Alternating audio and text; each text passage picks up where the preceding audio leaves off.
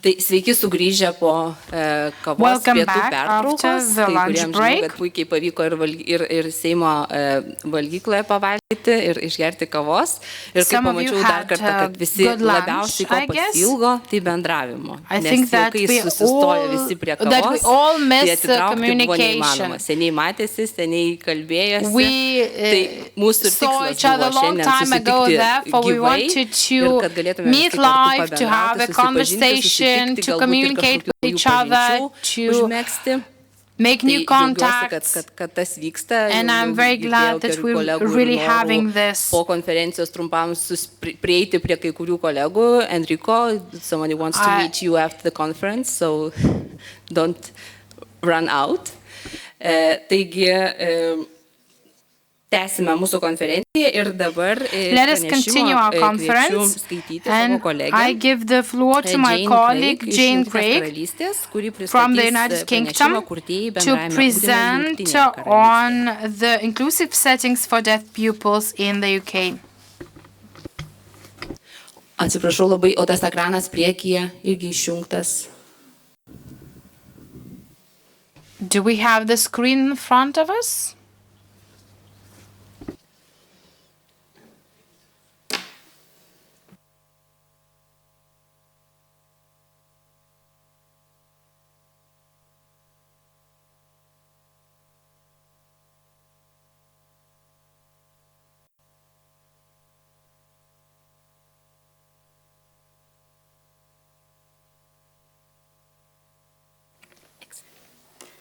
Good afternoon, everybody. I'm going to talk about our experience of inclusion in the UK.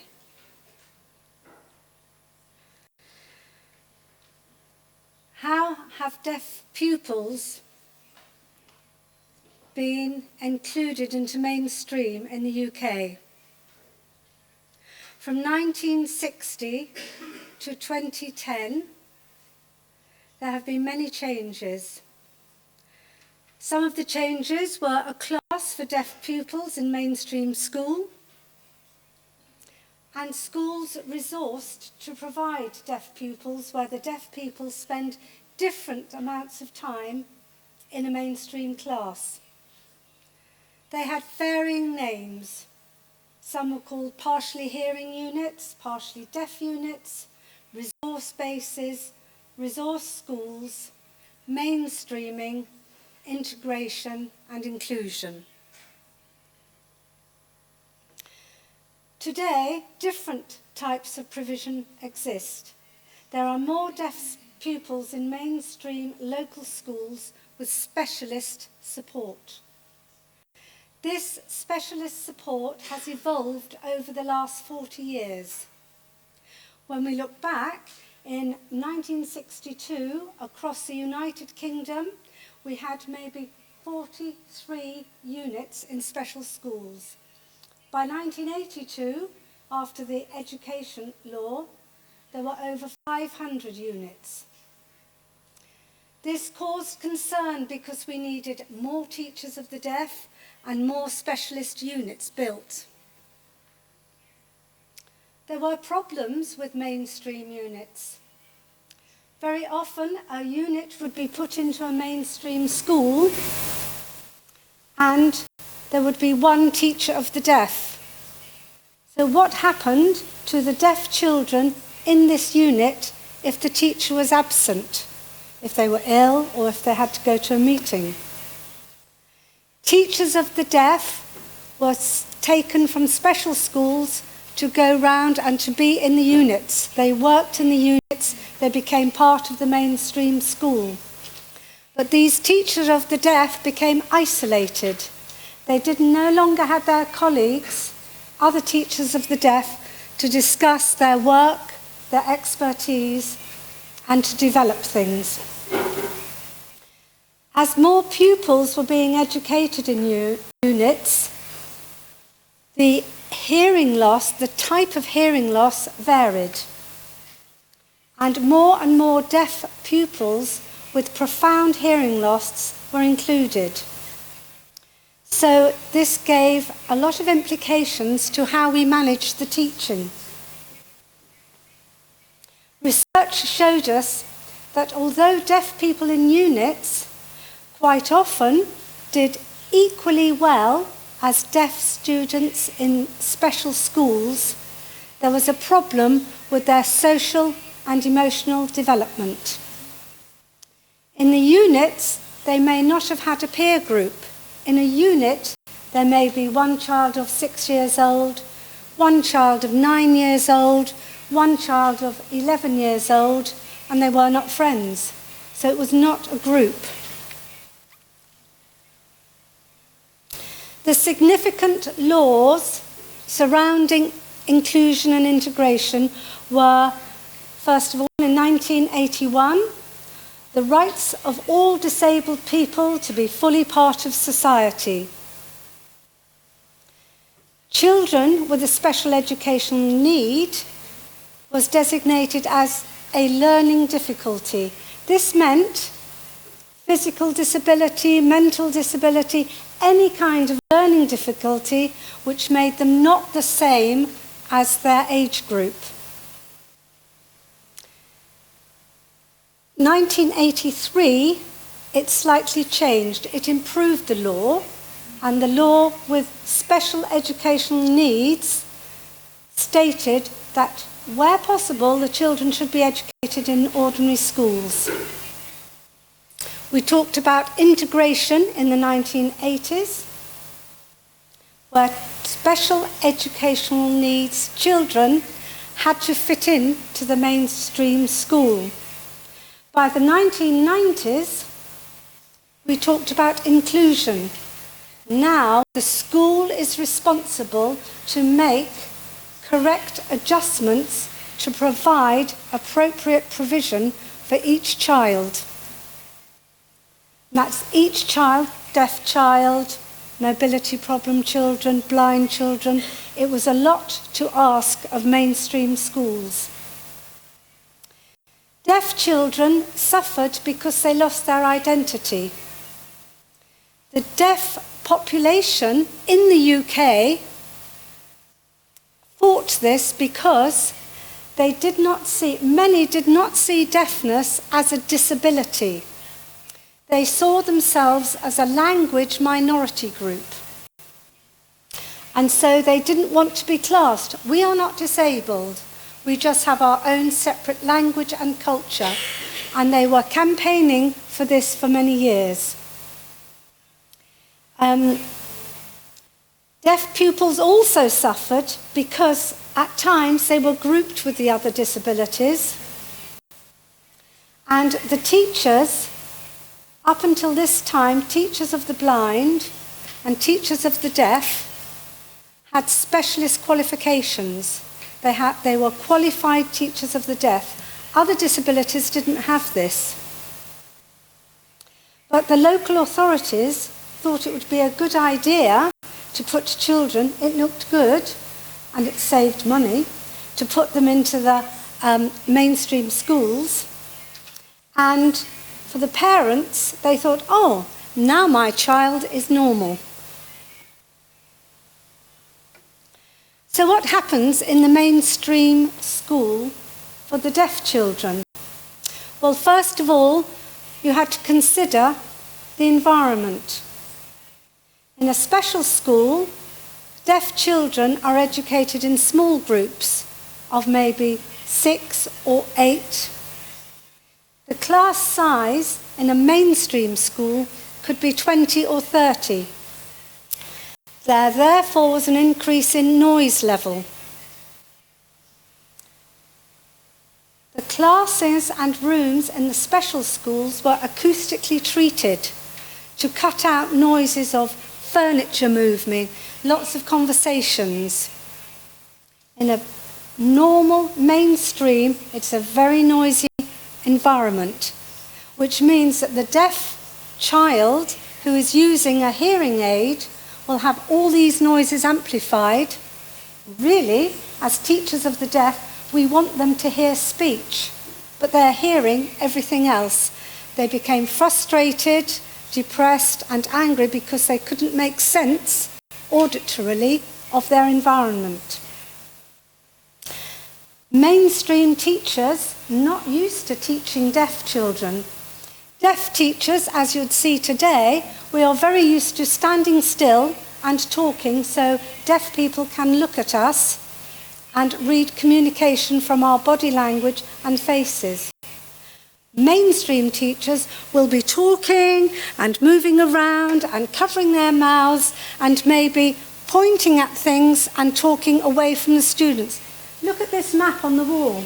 Did you get that? And then, very important, and there, have you got that? So the deaf child would not follow the class. There's also a problem which the normal school and normal mainstream teachers don't do. If the deaf child, even if the deaf child is at front, being able to speech read and see the teacher, if there is a question from the back or an answer from the back, the teacher must repeat. But mainstream teachers don't remember to do this. So, what date was the Education Act? They can see that. Oh, that's right, that's wrong, write it down.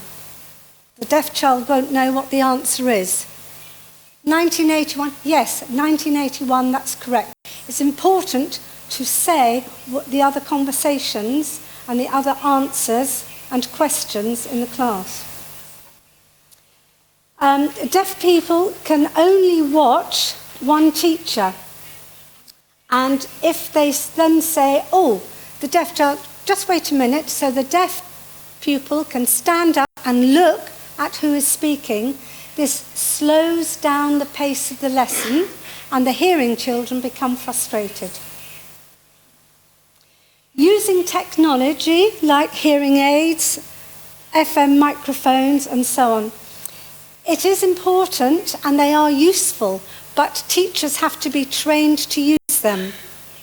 Some teachers in the mainstream are trained to use the microphone, very good, and the child can hear that. But then the teacher leaves it on and they go and work with another child. They may go and speak to another child or speak to a member of staff, and all of this is being picked up by the deaf student or child. How will their hearing aids or their FM systems work in sports classes when they're running around the field, when they're in the swimming pool? How will it work when they're on trips outside school? So sometimes we can think, oh, we've got the classroom, child is in the correct place, teacher has been trained, but not all lessons are like that. They may be in a science laboratory, they may be in a school hall, they may be in a cookery lesson, they may be outside. All these situations have to be managed. I also put consider noise for the hearing aid if your classroom is near aeroplanes going over or traffic or they're cutting the grass. All of these will interfere with the concentration level of the deaf pupil. Deafness means that a deaf child will not develop language without intervention. Deafness means that a child does not develop language by themselves. They need specialist teaching. So when you are integrating, including a deaf child into a mainstream class, you have to consider, how does that child communicate? What do they hear? Do they hear sound? Do they hear speech? Does that deaf child have speech that the rest of mainstream, their friends, their teachers can understand? Deaf children need a quiet or acoustically treated room in order to use their hearing aids correctly. They need a good light source. They can't sit and look if the sun is in their eyes, so they need to move. You also need to consider the language level of deaf pupils. Often the language level is below that of their hearing peers. So if, as happened in our first units that we opened, we had an 11-year-old deaf child, but their language level was that of a 5-year-old hearing child. Do you put this big 11-year-old in with the little children so they can understand what is being said, but they look out of place and they have no friends? Or do you think, oh, we just want them to fit in, so you put them with the other 11-year-olds and they don't understand what's going on in the class? Different language level to the other people's is very, very important, because that's what we use to learn. And then, as I mentioned before, there's the social and emotional well-being of our deaf pupils. Do they have a peer group to play with, to communicate with? Does the deaf pupil have any role models in that school? Are there older, successful deaf students? Are there deaf staff? Oh, I could be like that one day. Or are they the only deaf person in that school? Deaf pupils may have no friends and be very isolated. And that's unless a child is happy, he won't learn. So we need to consider whether inclusion is a cost-saving device. The impact for cost cutting was, well, we could spend more money if we close all the special schools, more money for mainstream education. But you have to consider how fully can these deaf children be included. It doesn't matter how good the support is, some deaf pupils will find that accessing the spoken language of the classroom and the extent to which they can be involved and join in could be very limited. They may have support. How good is that support? How consistent is that support? They may have a person to support them who's then on holiday or ill or on a course, and they're left to their own devices again. In the 1900s and 2000s, technology for deaf pupils to access spoken language and communication in mainstream schools really changed. We saw the first cochlear implants in children in the UK. In 1983 was the first cochlear implant of born deaf child. And from about 2010, about 6% of deaf pupils had implants in England. Hearing aids developed for digital hearing aids, bone conduction hearing implants, FM systems improved, sound field systems were installed in some schools. But even with all this new technology, these children are still deaf to spoken language, and full participation can be a problem for many of them. And remember, for deaf children, everything has to be taught. For normally hearing children, they have an auditory memory which will have picked up things in the family, will have picked up things from the television, it will have picked up things in the playground, it will have picked up things on public transport. And when they're taught in school, it's not the first time they will have heard this new concept, this new phrase, but it's taught, and now their brains make a connection. Not so for the deaf children. When it's mentioned in school, in the class, it will be the first time they have come across this concept or this language. The skill of a teacher of the deaf is to present these concepts and new language over and over and over again, but in interesting different ways. It's not necessary for hearing children. So consider the implications of classroom management and teaching for that. Often deaf children have very, very limited or slowly acquired concepts in maths and science. They have very limited general knowledge because they haven't overheard the news on the television. So when the teacher is talking about Spain or America, they think, oh yes, I know that, I've heard that on television. The deaf child won't know where it is or what it is that have to be taught to them. Their general knowledge may be very limited. so they can't join into discussions. In many mainstream classes, they are taught, and then there's group work. How does a deaf child manage in a group of hearing children? Can they lip read them? Can they understand? Are the children all talking at the same time? Do they learn how to take turns to talk, to focus the deaf child, to get their attention before they speak? It's very difficult for hearing children to manage those things. What about our deaf children who rely on sign language?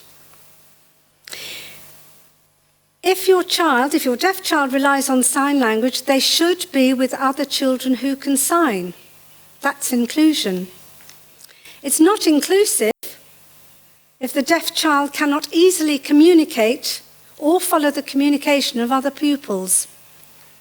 In 1994, UNESCO made the statement that, owing to the particular communication needs of deaf people, their education may be more suitably provided in special schools or special units in mainstream schools. There has been a lot of research done on integration and inclusion, and I put it there if anybody's interested to follow that. What is our goal? Our goal is to educate each child to his or her full potential. Are we wasting skills? We have qualified and experienced teachers of the deaf. What are they doing? They're no longer teaching deaf pupils. They're driving from one school to the other. They're spending maybe a third of their week driving round to visit the other schools and to try and support mainstream teachers on how to educate deaf children, which they already know how to do. Is it cost effective? Is it cost effective then to equip every single school to accommodate the needs of deaf children, when one school may have 2 deaf children this year for 3 years, then no more deaf children for 4 years? We never know where the next deaf child will be born. Are all deaf children receiving the right support? Our conclusion in the UK, over 40 years, has been to keep all the methods of education that we have, and then you can match the deaf child's needs to the right method of education. Don't close down everything.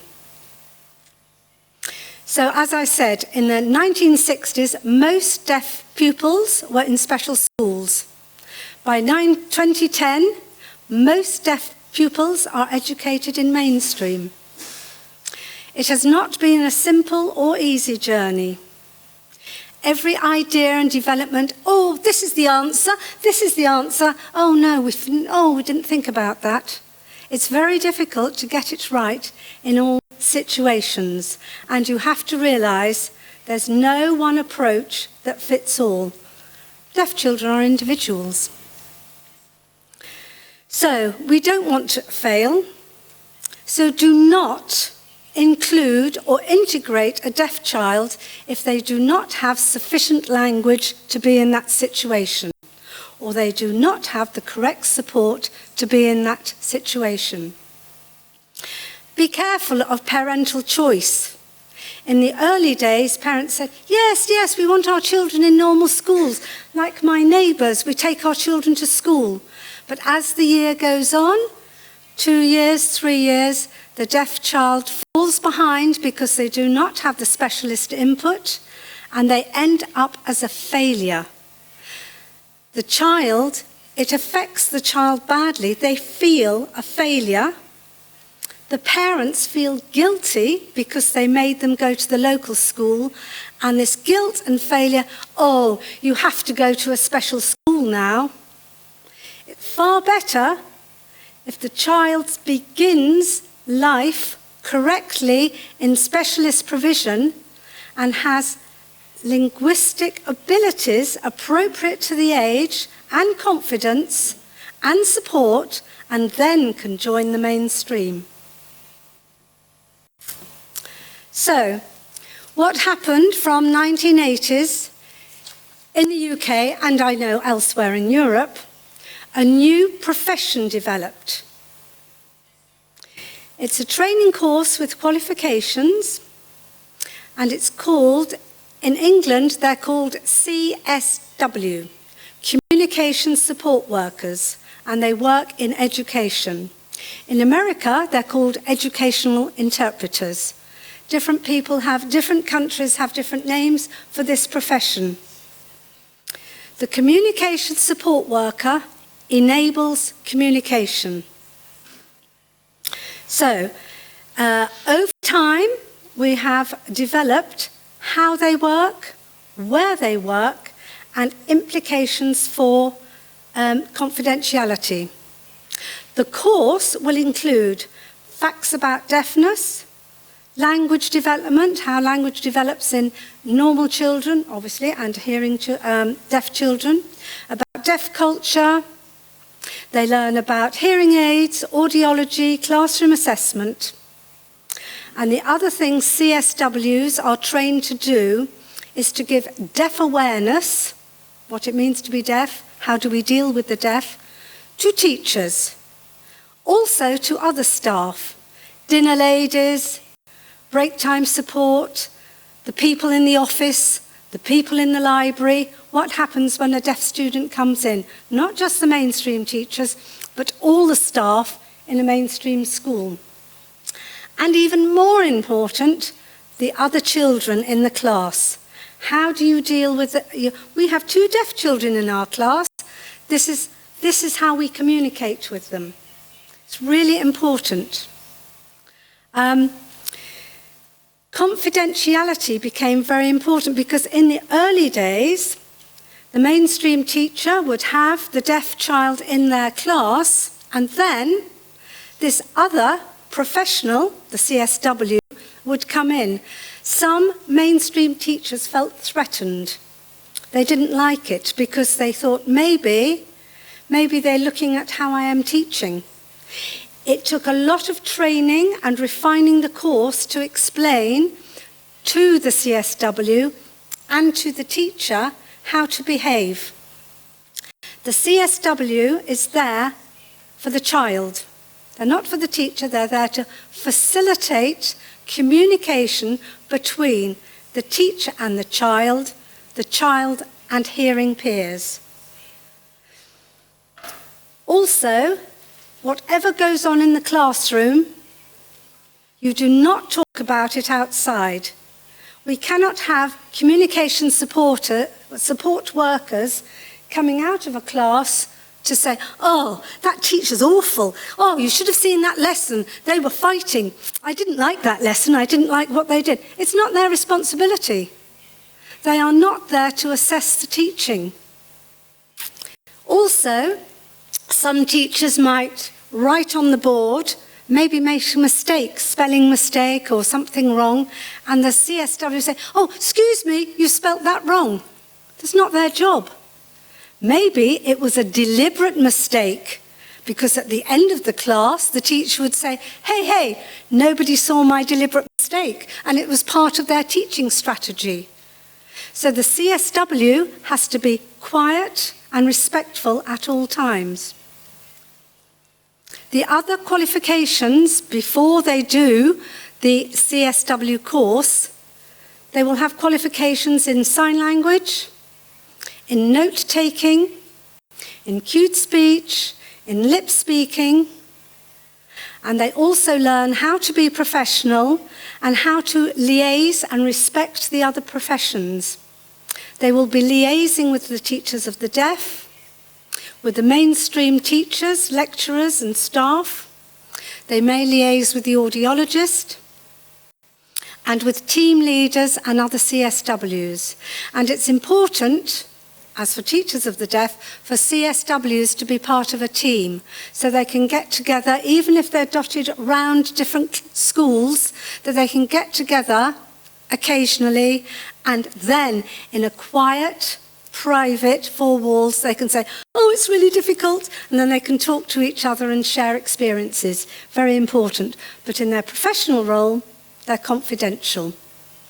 So this course, I've trained many CSWs over many, many years, and they work in primary, in secondary schools, in high schools, in universities, and in further education colleges.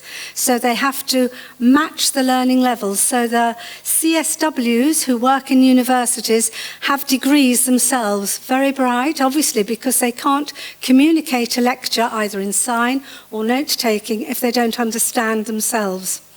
And for some situations, it could be at university or college that for certain lectures they have two CSWs, one to sign what the lecturer is saying, and the second one to note take.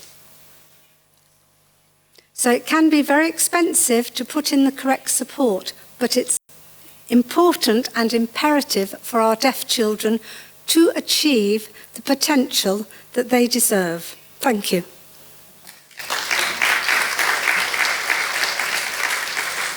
Thank you, Jane. Okay, I just got a couple of photos there. So that's a CSW working in computer lesson.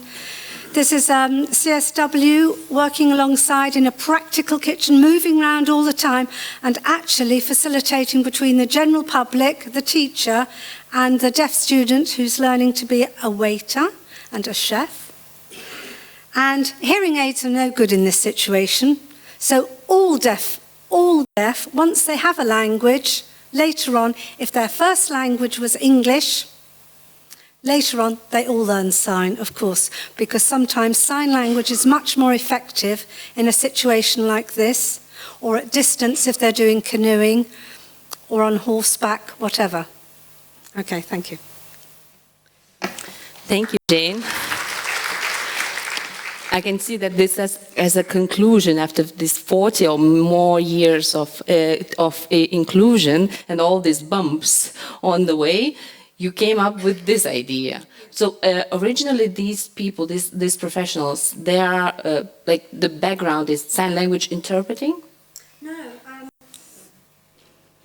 No, it varies. They may have been a classroom assistant in a special school.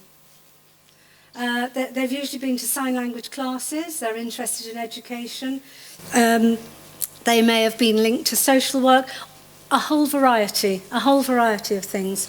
But of course, very often with interpreters, they only work for a short period of time.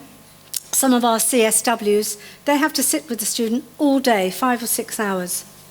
It's very, very different, but they know the child and they know their method of communication. And if there's anything to be, I'm a little bit worried about that, they tell the teacher of the deaf who's in charge. They don't make the decision themselves. It is a particular profession. Something really new for us because we don't have this kind of professionals. Okay. Thank you.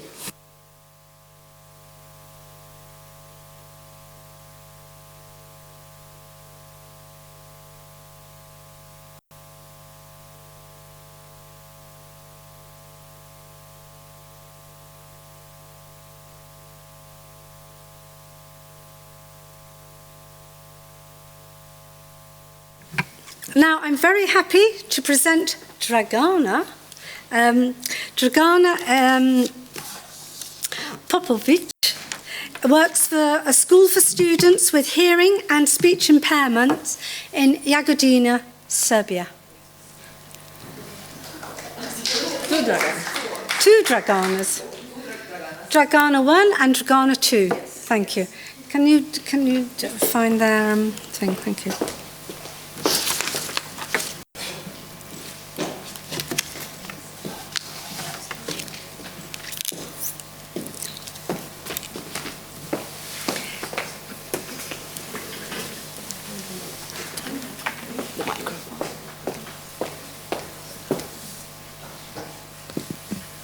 Okay, good afternoon. We are a team from Jagodina, Dragana Popovic, psychologist, and my team, my professors, Jelena and Jovan. I am Dragana Kovačević. I am director from school for deaf students and students with speech disability from Jagodina, from Serbia, and we are representative for Serbia of this conference. We will talking about inclusion in our country, especially new moments. But before my colleagues, Dragana Popović started to her presentation, I want to closer to the mic. I want to regard all people and all colleagues from school, from Vilnius, for very, very kind hosting, and we will remember this conference. It is a nice organization. Thank you for this opportunity to be in your country and in your parliament. And when I talked to my colleagues and to my husband at the time in parliament, they didn't believe me. So we're happy that you're having this experience. Yes, thank you. And also, thank you for Hypen. During these 10 years, our membership in Hypen network, we was in many institutions and get experience about inclusion, and this experience it is very important for our school, and Dragana will talk you about this. This we became with your help, with help of Hypen and all colleagues, we became a resource center. And thank you all colleagues from Vilnius and Hypen. Thank you. Dragana. Good afternoon. I'm Dragana Popović, and I will present, our presentation has named to become the resource center, but now we are a resource center. This is our school history. Our school is one of the oldest state special education institutions in Serbia and in former Yugoslavia, and it was founded in 1928, and it was the fourth special educational school for children with hearing and speech impairment after Zagreb, Belgrade, and Ljubljana. This is on the left side, that is a photo of our old school. It's on the same place, and on the right side it's its new photo of our school. We have elementary school, and it provides quality education and rehabilitation program for students with different disabilities, sensory impairment, cognitive disabilities, autism, physical disabilities, multiple disabilities, emotional and learning disabilities. And our school also provides vocational training for secondary school students with disabilities, for baker, bookbinder, and hairdresser. The school also provides accommodation at our dormitory. It is in the same building. And nowadays our school is a regional center. It's a regional center for assistive technology, and nowadays we became a resource center. Number of students for this academic year is 64 students in elementary school and 46 students in vocational school. The number of students is different in every school year, but it's the same. It's the same for this school year. And this is three important steps on our path to become a resource center. The first step is law on the fundamentals of the system of education from 2009. The second step is our strategic development plan of our school from 2010 to 2015. And the third step is establishing a mobile team of our school. I have both paper and presentation on. So, something about educational legislation on inclusion in our country. The educational system is managed by the Ministry of Education, Science and Technological.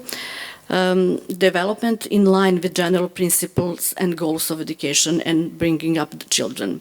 In Serbia, education is divided into preschool, primary, secondary, and higher education and adult education.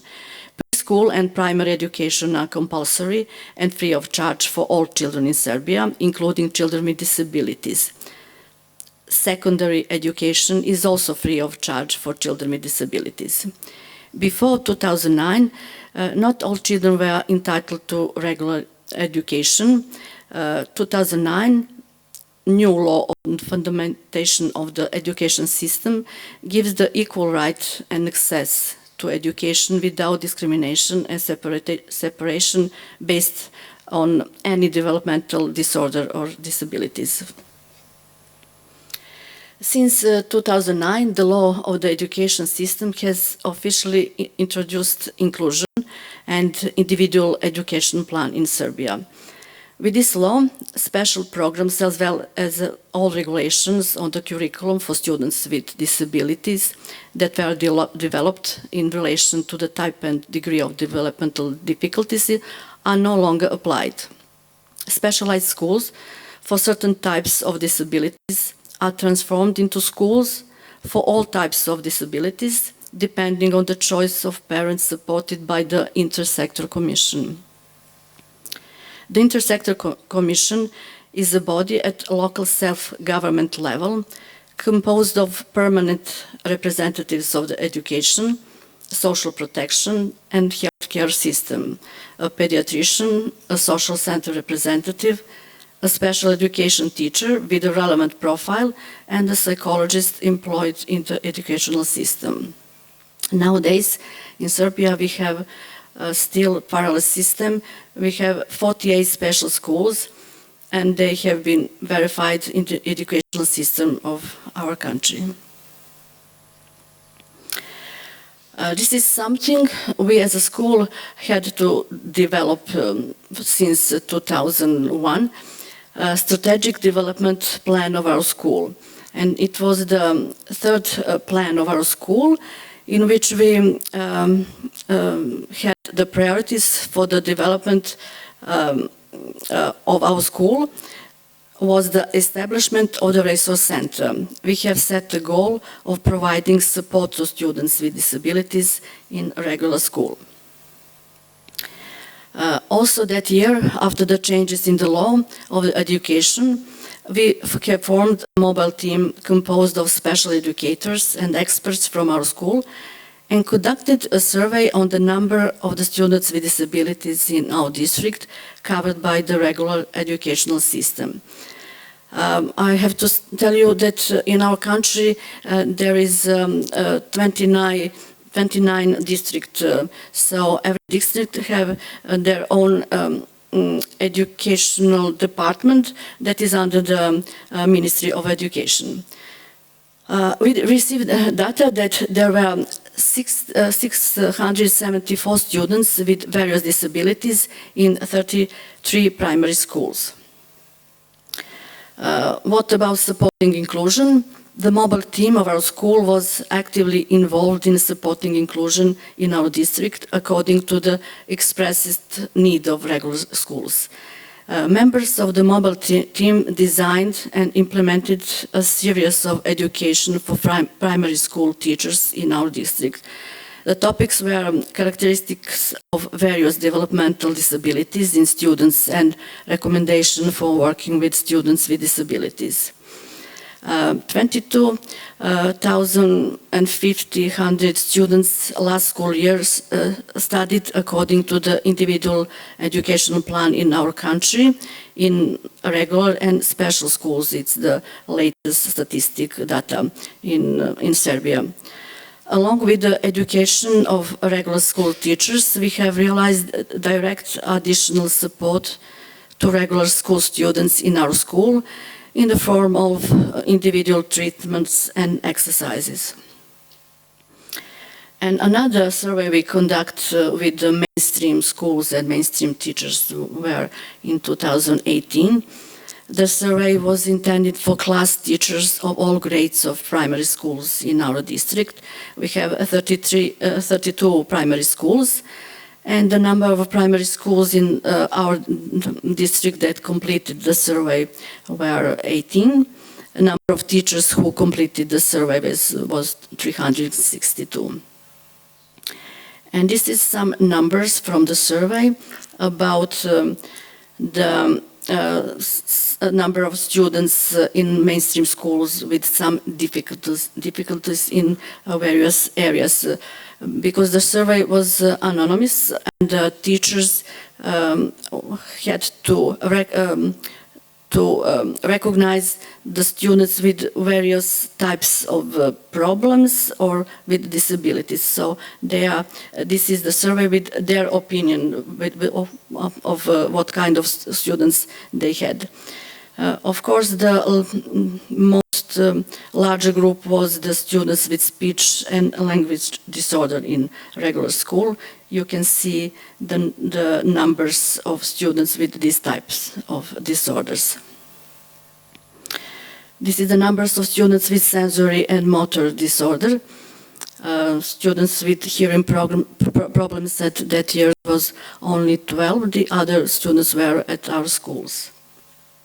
Students with visual disabilities, it's not the blind or the because they have to put all the students who wear glasses or who need glasses for reading.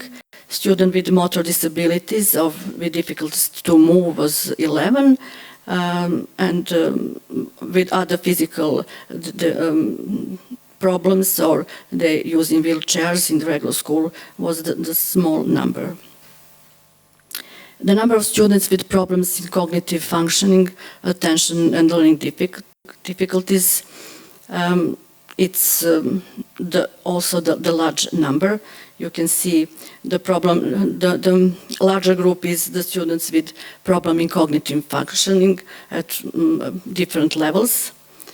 And the small number for students with dyslexia, dysgraphia, I didn't translate dysgraphia. Student with short-term and unfocused attention or other problems with attention was a very large number. And the number of students with emotional, social, and multiple disabilities, students with autism, but only diagnosed with a child's psychiatrist. At our school, we also had a large number of students with autism and students with other types of this kind of problems and disabilities. You can see the numbers. And mainstream, after the survey, after we conduct the survey, the question was, what do mainstream teachers really need? Of the 362 interviewed teachers, about 200 teachers answered affirmative to the question whether they need cooperation and guidance from special educators of different specialities in working with a student who has a developmental difficulty or some other disabilities. Teachers were able to choose 7 different forms of help from special educators. They have possibility to choose more offered cooperation proposals. And as we can see, the large number was creating an individual education plan because it was a new I think they should do with the students to develop an individual education plan, and they think they need our support at that field. The other was a recommendation for work with a student with various disabilities, some expert explanation about how to conduct individual development plan, and of course they all need and they think it is necessary to for defectologists or to special education teacher to have individual treatment with students in a different place than it was the regular school. And something about teacher support. In the school year 2017-18, for 8 mainstream students, additional support was realized in our school by special educators. And for school, and for that academic year, 48 requests for additional support from defectologists of our school were addressed to Ministry of Education Department in Jagodina. We couldn't manage to have all students at our school for additional support and help. And the results of the research confirm our hypothesis that teachers need the help of a special educator in writing individual education plan. We believe that this is an extremely important issue because the individual education plan is an instrument that, if properly written and implemented, ensure the development of students with disability at full capacity. And in this area, we see the strongest contribution of the support that special educator of our school can provide to primary school teacher. For the needs of education of mainstream primary school teachers, the mobile team of our school and the team for inclusive education of our school are available. And this is the survey we conduct with preschool teachers in June last year about the need for additional support for children with any disability that would be provided by the mobile team of our school. And the questionnaire was filled out by 49 kindergarten teachers in Jagodina, 1 preschool teacher for each group. The current situation was assessed in group from the age of 3 to the preschool group, but it's not a representative number of teachers and the groups in preschool. The question was, do you have a child with any form of disability in the group this year?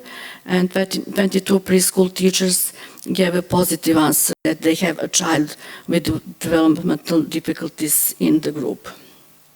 We asked them, do you have a child in the group to whom the Commission has determined additional support of any form by a special educator? And out of 49 preschool teachers who filled the survey, 11 preschool teachers answered that they have a child in the group with the Commission determined additional support. The other question was, do you think that children with disability need special education support outside the kindergarten? And 46 preschool teachers think that children with disabilities need special education support outside the kindergarten or preschool group. Do you think that when you work with a child who has a development difficulty, you need support and advice from a special educator? And 44 educators answered that question in the affirmative way, which gave us proof that we have a strong need for kindergarten teachers, that special educators of our school provide additional assistance in working with children with disabilities in the form of counseling and giving instructions and methods for working with children with disabilities at early age. This is an important conclusion of this research and give us direction for the development of our further cooperation with preschool institution in Jagodina. And we conduct a small survey with the parents of children of the preschool institution in Jagodina, mainstream regular institution. And it's amazing that the survey is completed by this number of parents, and the question was, have you included your child in special education treatments outside the preschool institutions? And 9 of parents stated that they include their children in special education treatment outside the preschool institution.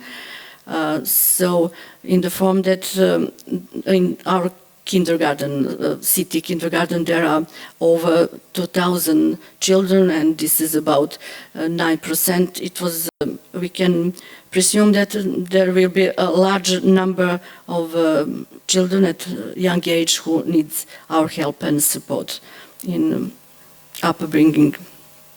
And some final summarizing and conclusions. based on the analysis of data obtained by serving employed teachers in school in our district, as well as in the kindergartens, and in connection with the need for additional support from our school as a service provider.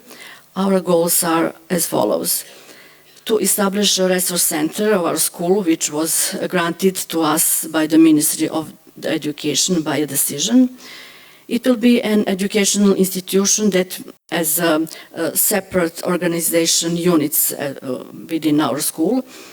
And these units will provide professional support to children and students who need additional support for inclusive education in other educational institutions and families, as well as support for employees in other educational institutions and parents of children and students who are provided with additional support according to the resource center regulations. And our task and development goals: permanently working on trainings for primary school teachers and kindergarten teachers in the field of education for working with children and students with disabilities. The second goal is to increase the number of children and students who need additional support in education and upbringing by implementing a large number of additional support provided by special educators of our school. And in February 2022, we submitted to the Ministry of Education the necessary documentation for the accreditation of the resource center on the open call of our ministry. On March 13, we received a decision from the Ministry of Education that we were selected as one of the 48 special schools to become a resource center, and this our goal is accomplished. So we are now a resource center from 2 months ago. Thank you.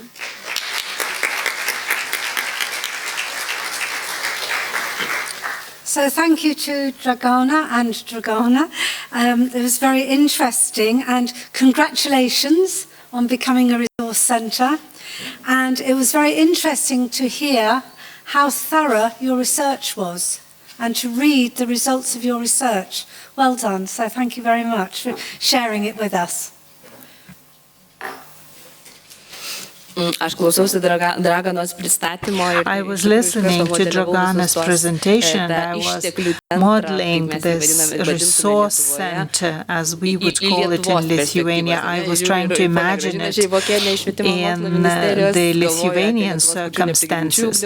And now I see a representative from the Ministry of Education, and we have probably been modeling in our minds the establishment of such a center. It is really very interesting to understand that all of us speak the same language in this conference. And now we are going to move on further to another country from the south of Europe, and this is Spain. I would like to give the floor to our guest, Esther Herrero Benito, and she's representing Ponte de Leon School from Madrid. She will talk about her school and about Inclusion Project, a school for all. The floor is yours.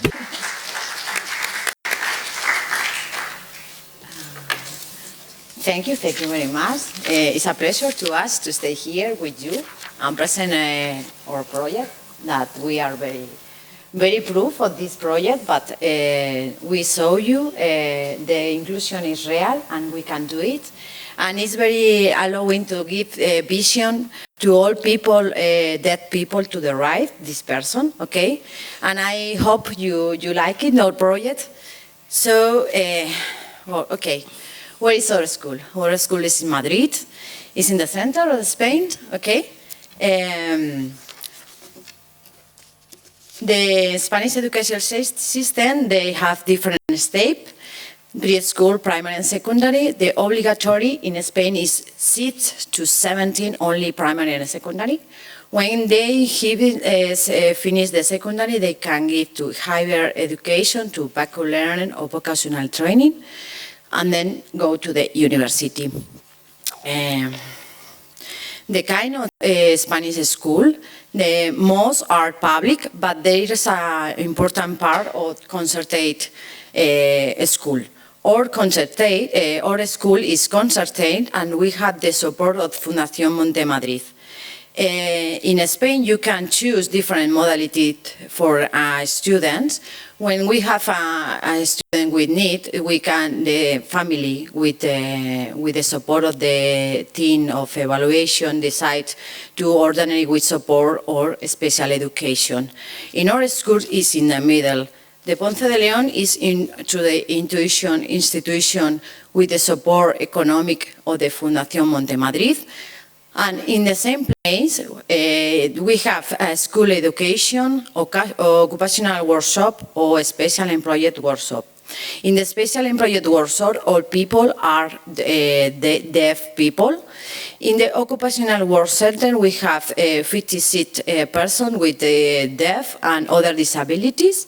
And this school, I will present our bilingual project. We are a small family because we have two lines for the line on special education and the formal education with inclusion. We have nursery, primary, secondary, vocational education. And the other line, special education, we have basic obligatory, transition to adult life training programs and professional programs for special need pupils. We have 3 modules: gardening, electricity, and makeup. But 4 years ago, we decided to unite this line in one only single center project. This is our 4th years that we have working together. Our goal is to respond to the needs of every pupil in an environment of exclusion real. So we have lucky because we have the support of this teacher. Our philosophy and our value and mission is to get the inclusion. I get inclusion with the 3 fundamental pillars: present, participation, and learning. The present is important to give bilinguals with sign language and oral language. We have simultaneous bilinguals all day in our classroom, interpreters, and deaf professionals into the classroom. The role of the deaf professional is very important because they transmit to identity and culture of the deaf. For a way, we have to change for or learn with the different organization, with a singular ratio and a methodology, new methodology.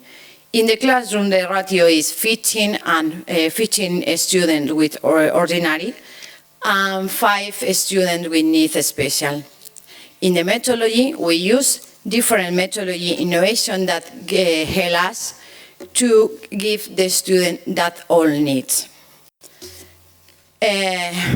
We need activity and participation methodology for their learning, project-based learning, cooperative work, design, universal design for learning. We work for current, don't have books into the classroom, and we sharing education all day. In our classroom, deafness and hearing is in the same classroom at the same time. It's very important that in nursery and primary, with this project, we have teacher support, 2 teachers in classroom. One teacher is sign language reference and the other oral language. We have deaf people teacher, music teacher that this morning asked me is possible to give music to the student. We can say it's possible. We have a chorus in the school. We have physical education and English teacher with English assistant. The bilingual is a means of communication and learning. When the students arrive to the school for 3 years, they beginning to learn sign language, all students, hearing too. So it is possible to communicate all together and to get the inclusion. There's a project, sorry. The teacher do many activity to give the emotion, motivation for learning, because we think when there are emotion, there are learning. So this is a picture that's made a week of book, Mago de Oz, I don't know, sorry, in English, Oz Magic, no? And we made a lot of activity to experience and motivate.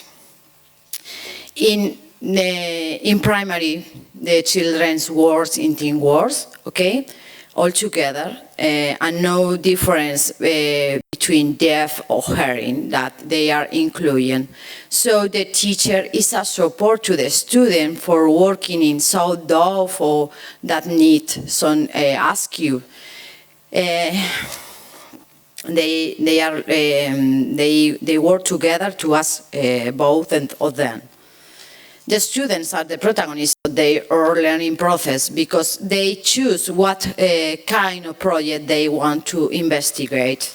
So this is a kind of classroom, so you can show into the classroom there are 3 teachers. Because we have a student with deaf and other disability that they need more support for get the communication. We use pictograms and other system communication, but this form the student cut communication with the other. In secondary, we don't have the bilingual project at the same. We have interpreter, because in secondary the subject has a teacher, and it's difficult to look at teacher that know the university. Sorry. This person is difficult to know about science language and the curricular. And this is a sample.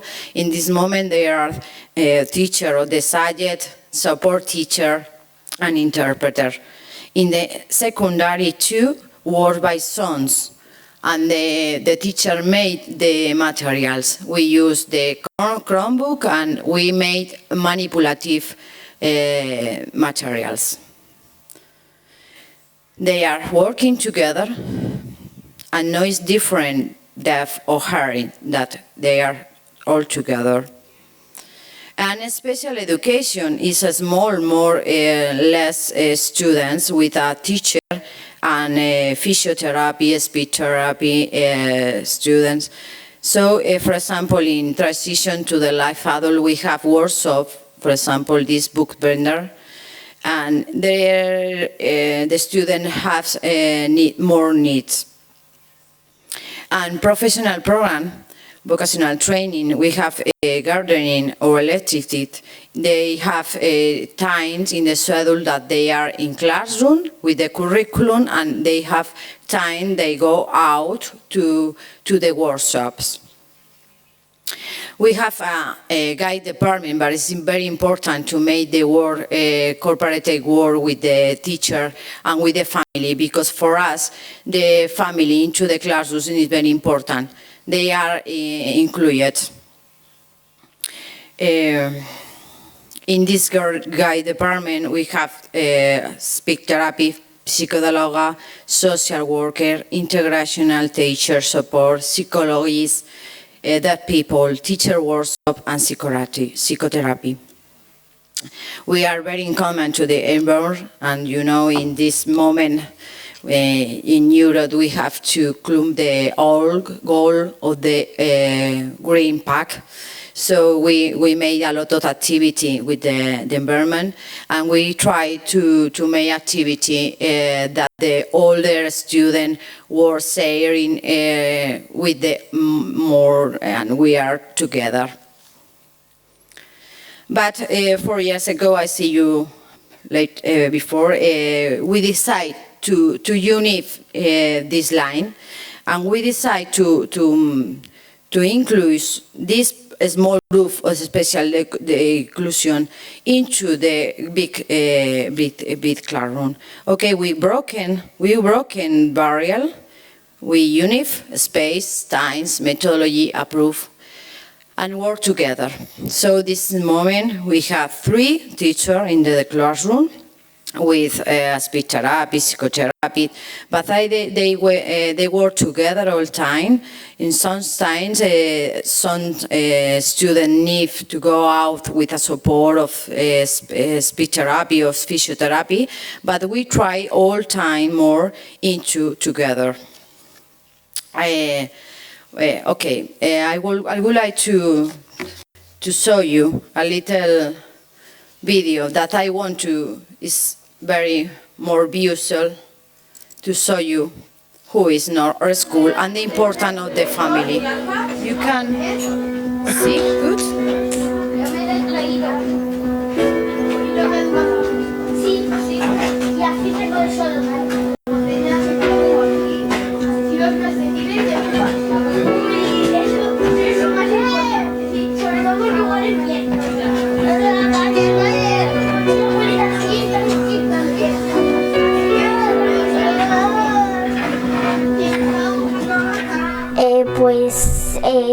Yo estábamos en 3 añitos, no, en 3 años.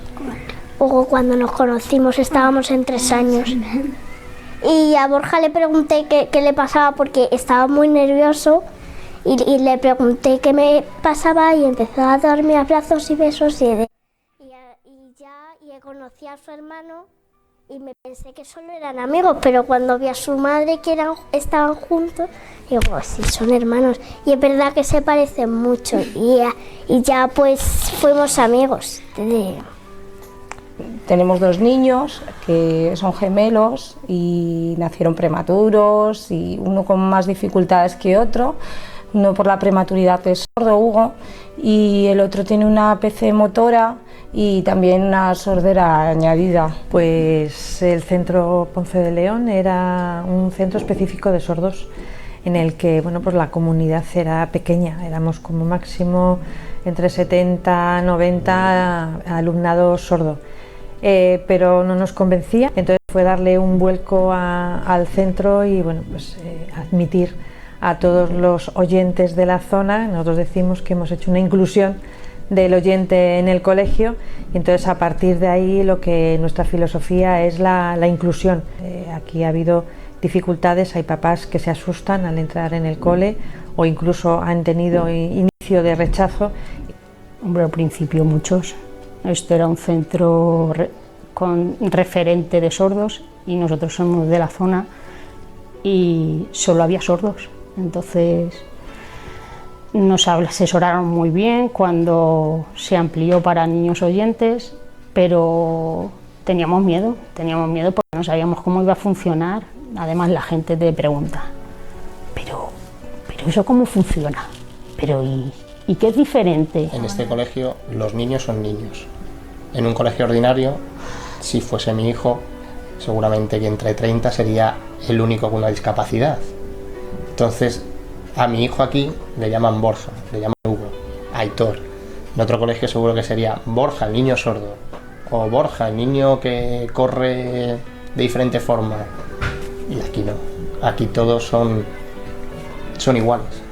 Yo creo que aprendemos el compañerismo, a ayudarnos, a que no tenemos por qué decir que una persona es distinta a nosotros y porque no sepa hacer algo, porque se le dé mal una cosa. Diferente a otros centros, pues yo creo que todo. Desde la participación de los padres hasta la educación de la niña, tanto el trabajo que se hace curricularmente, que se trabaja por proyectos y al principio nos costó un poco, pues, ¿qué era lo de los proyectos? Algo desconocido. Pues en este centro trabajamos por lo que se dice proyectos, ¿vale? Entonces los alumnos eligen el proyecto que quieren estudiar, no es por votación, intentamos que sea por consenso, llegan a un acuerdo, eligen el proyecto que quieren investigar y con eso hacemos un índice de qué es lo que saben del proyecto, qué es lo que quieren aprender, cómo pueden buscar esa información. Luego después el profesorado con todo eso y el currículum pues les vamos guiando un poco en esa investigación y en ese aprendizaje. En nuestros hijos que tienen la dificultad auditiva les apoya muchísimo la comprensión, el llevar el mismo nivel que la clase por el bilingüismo les hace que sean capaces de entender las cosas en el mismo momento que el resto de sus compañeros. Somos 2 tutores por aula, porque no es castellano-inglés, como suele ser un bilingüe, sino castellano-lengua de signos. Entonces hay 2 tutores por aula, un tutor es referente oral y el otro es referente lengua de signos. En mi caso yo soy referente oral, yo solo hablo y mi compañera solo signa. Hay explicaciones que son en las 2 lenguas, en las que las 2 estamos dando la información a la vez, y hay explicaciones que es en una única lengua, puede ser lengua de signos o lengua oral. Verlos a ellos, cómo se comunican, es increíble. La comunicación es que no hay palabras, es que es verlos. Aparte tenemos zonas, trabajamos por zonas. ¿Qué son las zonas? Son unas zonas de trabajo.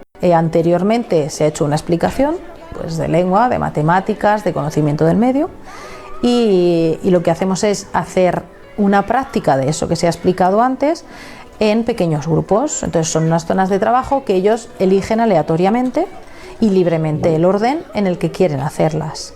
Dependiendo también por niveles, hacemos varias propuestas y ellos eligen la propuesta en la que están más cómodos. Pues, por ejemplo, en una zona de matemáticas hay 3 propuestas encima de la mesa y ellos eligen el nivel en el que están más cómodos. También ellos así como que se autoevalúan. Entonces, si ven que les resulta demasiado fácil, cuando terminan pueden elegir la siguiente. Es libre. Cada zona también usa como vehículo de comunicación una lengua concreta. Entonces, por ejemplo, la zona de matemáticas o la zona de lengua, la comunicación es en lengua oral, de manera que se intenta que los alumnos se comuniquen de forma oral y las tutoras que vamos a atender esa zona nos comunicamos de forma oral. Otras zonas, por ejemplo, plástica o proyecto lo llamamos, que es conocimiento del medio, o ahora ciencias naturales, ciencias sociales, suele ser en lengua de signos. Entonces, cuando vamos las tutoras a esas zonas, intentamos comunicar que ellos y nosotras nos comuniquemos en lengua de signos y entre ellos se comuniquen en lengua de signos también. Y entonces entre ellos se ayudan unos a otros, de manera que pueden estar sentados en la misma zona alumnos que tienen diferentes niveles curriculares y tienen también diferentes niveles, por decirlo de alguna manera, de ayuda. Dice Hugo que es como un apoyo y digo, no Hugo, es una actividad que hacemos con los amigos. Si tienen dudas, intentamos que entre ellos primero se las puedan resolver. Cuando ya no son capaces de resolver esas dudas, acuden a nosotras. Entonces, simplemente con levantar la mano, intentamos que no se estén levantando del sitio, acudimos y les ayudamos.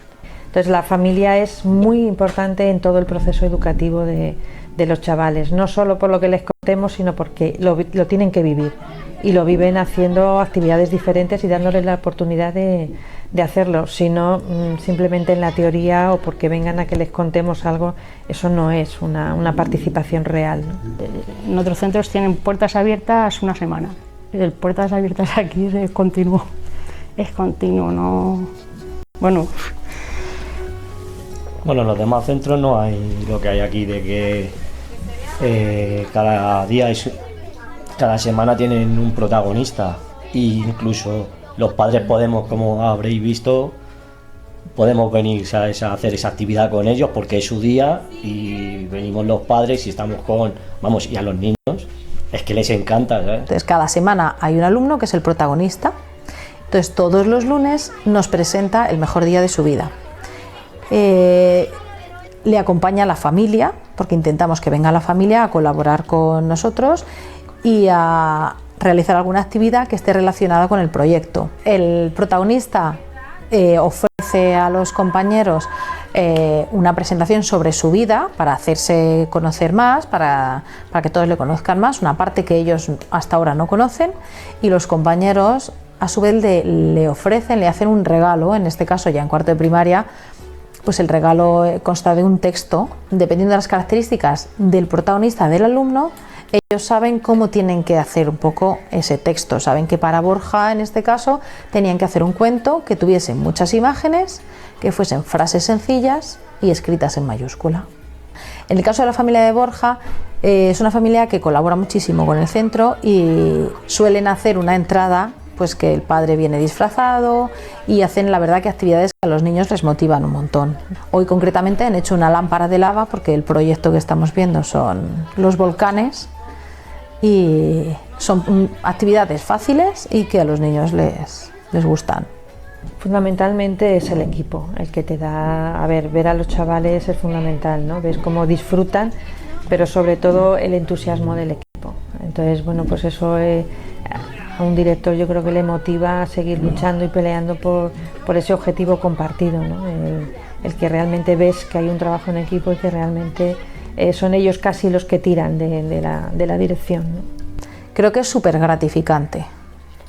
Nosotros realizamos un esfuerzo, la verdad que importante, pero lo ves muy recompensado en los alumnos, en la respuesta que te dan, en ver cómo entre ellos, cómo se tratan, cómo se comunican, conversaciones que tienen que dices, vaya, pues sí que les llega lo que les estamos intentando hacer llegar, lo que les estamos enseñando. Es que están muy unidos, tanto profesores como alumnos. Nada, mucho, o sea, no te cuesta venir, no lo ves como un trabajo, sino lo ves como que te apetece venir a estar con ellos, porque tú aprendes de ellos y ellos aprenden de ti, es decir, hay una retroalimentación, entonces realmente es satisfactorio, gratificante y además ves la evolución a todos los niveles, en valores, en autonomía, en conocimientos, a todos los niveles, un aprendizaje más allá, entonces te llena.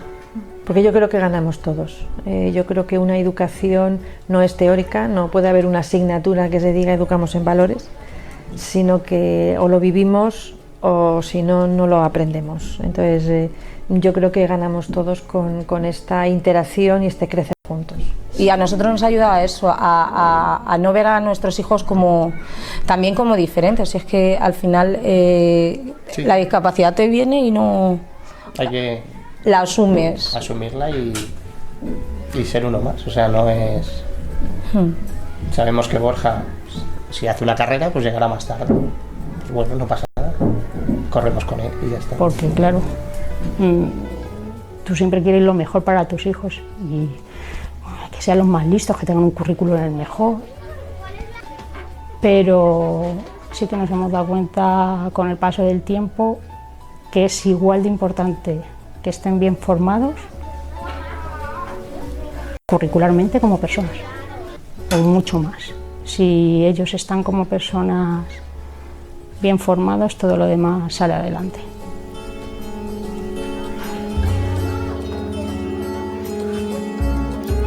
Thank you. I don't have more time, but I would like to...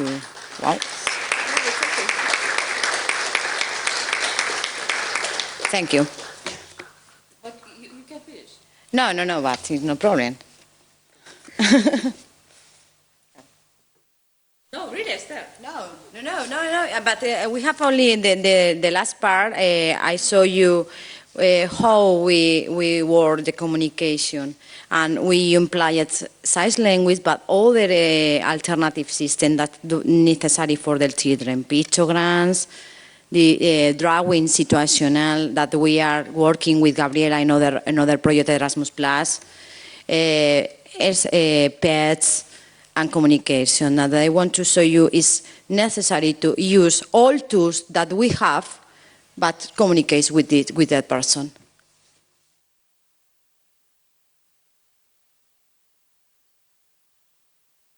Que no signa la intérprete. Don't say that the interpreter.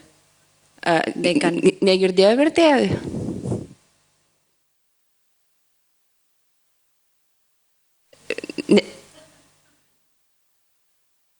Bet jisai gyvas vertėjas, tiesiog negirdėjo paskutinės dalies, aš taip suprantu, ką sakė, aš anglų kalbos vertėjus. Išvertėt? Nežinau, kurios dalies nebuvo išversta.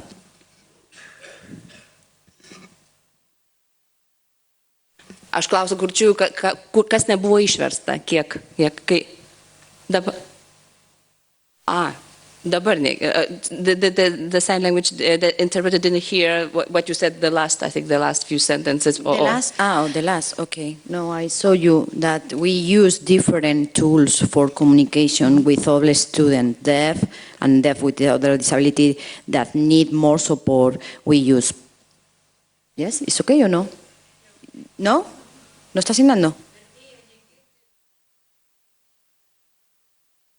Aha. Bet mikrofonas, o mane girdit? Sorry.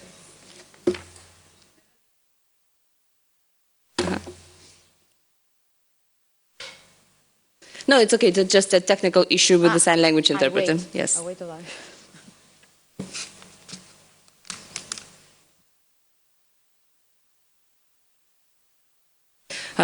Gal gali kažkas, gal Erika gali čia atsistoti trumpam, kol nėra vertėjo, tiesiog, kad kol mes laukiame, kol sutvarkys ten tos techninius reikalus. Ačiū labai. Sorry, pardon. Thank you very much. I told you that we use all tools. Wait. Yes. Va čia.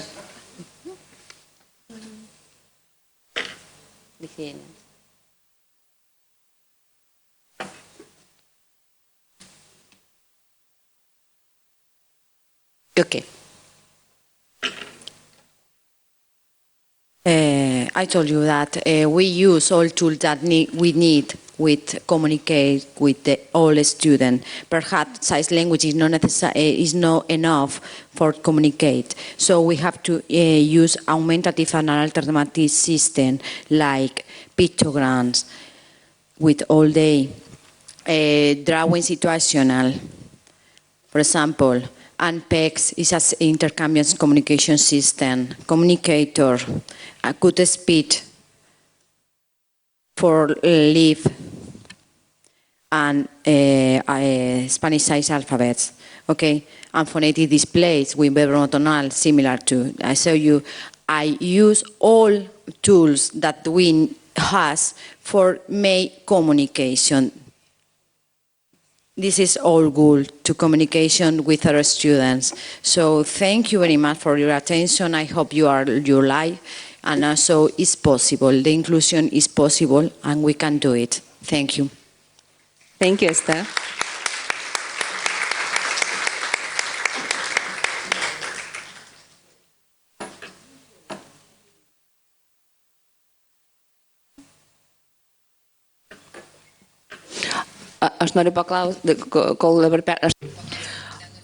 I would like to ask you, have there been any problems with sign language interpretation?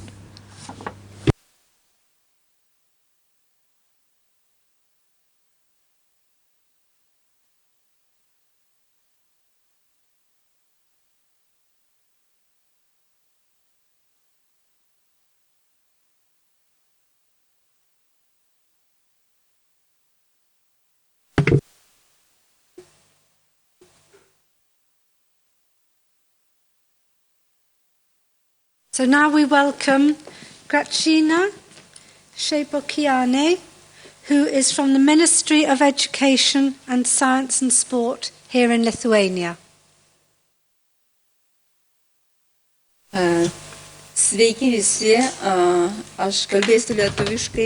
Good afternoon. I'll speak in English because it is very important for us to speak in different languages as well as sign language.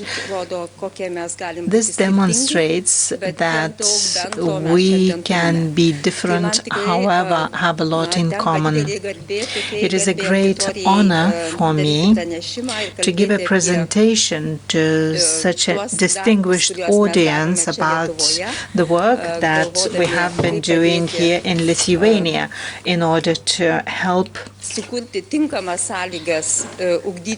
students and to create appropriate conditions for the education and development of each child.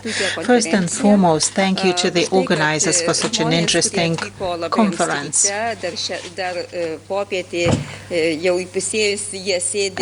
Everybody has come early in the morning and now it's late afternoon and everybody is here listening attentively to such impressive presentations.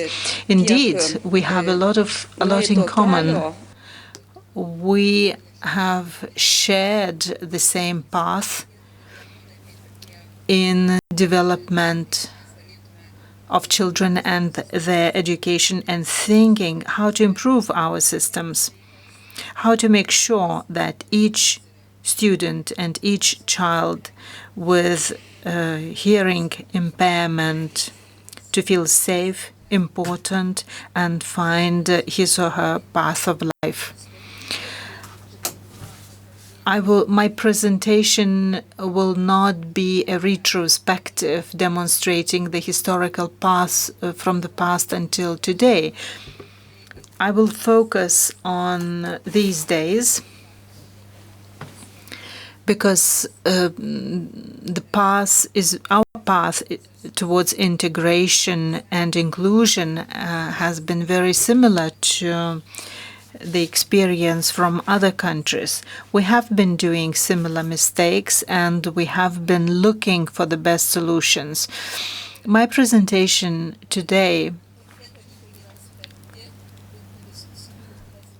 will be the presentation of certain things that have been already decided upon because we have discussed them thoroughly. However, other things will be rather new and under discussion while we are still looking for the best solutions.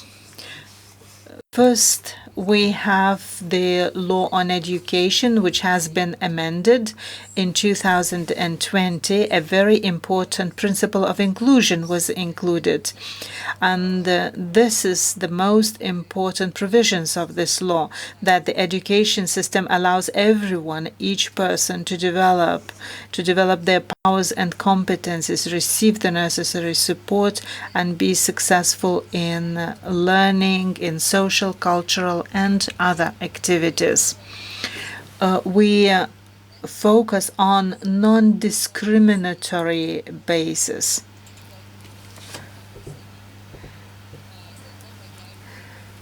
Because due to the fact that a person needs special assistance, it is based on the principles of justice, equal opportunities, and others. As of 2024, the 1st of September, this law will be in effect. It will be implemented in full scope. We do not have a lot of time until that. We have the transitional period during which we have to do a lot of things.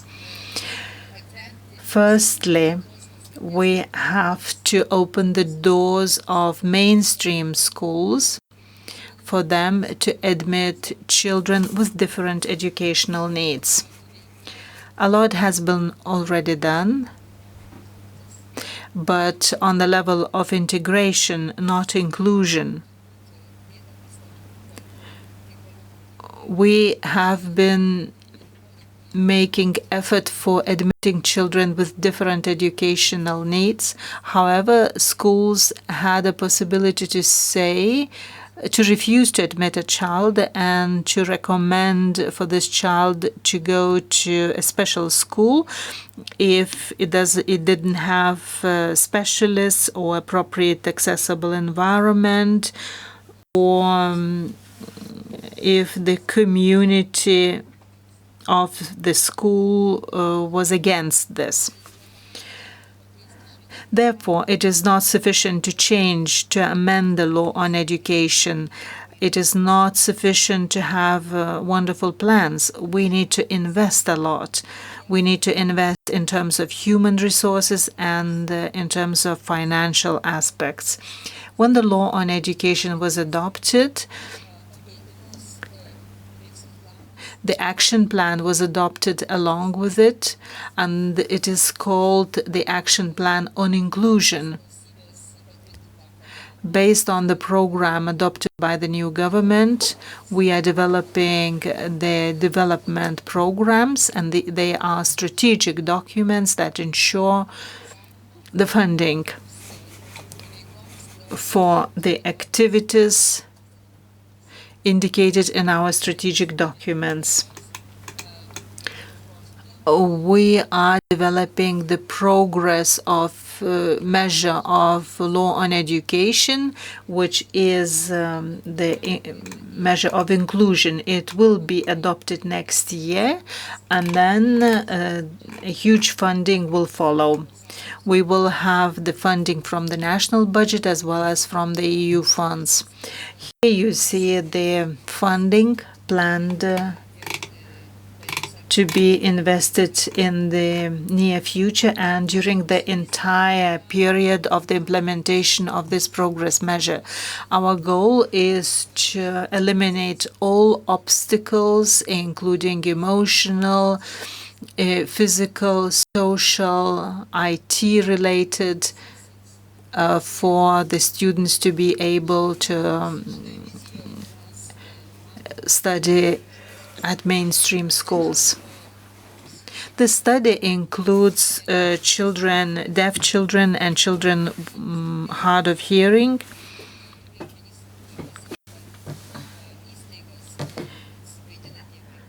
Parents are going to decide which school to choose for their child.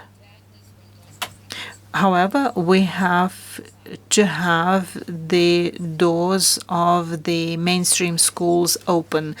However, institutional education still remains. We are not closing them down yet. The schools, the special institutions that are operating in Lithuania will remain for the time being, and parents will have a right to consult the specialists and to look for the best ways for educating their children. However, the final decision is going to be up to the parents. For achieving this vision, we are following three main principles, and we are establishing the system for the provision of pedagogical and psychological assistance, which include the assistance as close to the child as possible. The second principle, it may seem contradictory to the first principles, but we are talking about pooled capacity of specialists. Especially when we speak about deaf and hard of hearing, we have to understand that the numbers of the deaf and hard of hearing students are not large. The children are the distribution of the deaf and hard of hearing is scattered across the country, and therefore it may be difficult for each school to have all the required specialists. Therefore, we have to think about how to pool capacity of specialists and to ensure that each child could get assistance as close from home as possible.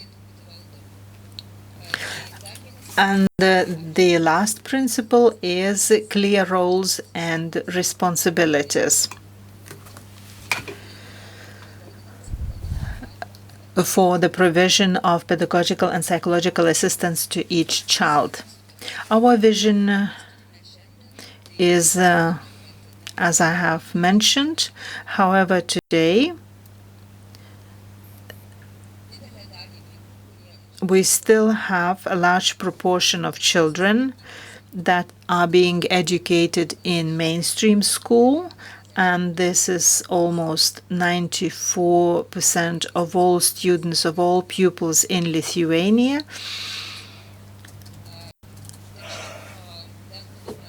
However, we have about 6.3% of pupils in special schools. At the moment, we have 43 specialized schools, and 4 of them are dedicated to children, to the deaf and hard of hearing. This slide illustrates the information about the deaf and hard of hearing. We see we have 604 pupils at primary and general schools. The majority of them are in mainstream schools and mainstream groups. As you can see, the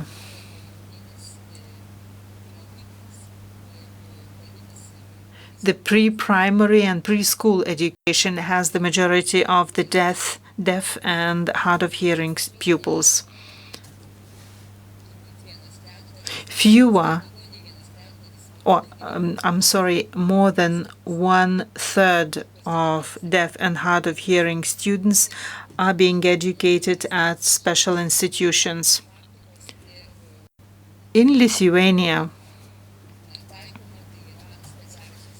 we have special classes, special education classes in mainstream schools. Sometimes the territory has 1 or 2 pupils that have hearing impairment. Therefore, they attend mainstream schools. Or sometimes, if parents decide so, they go to the specialized schools.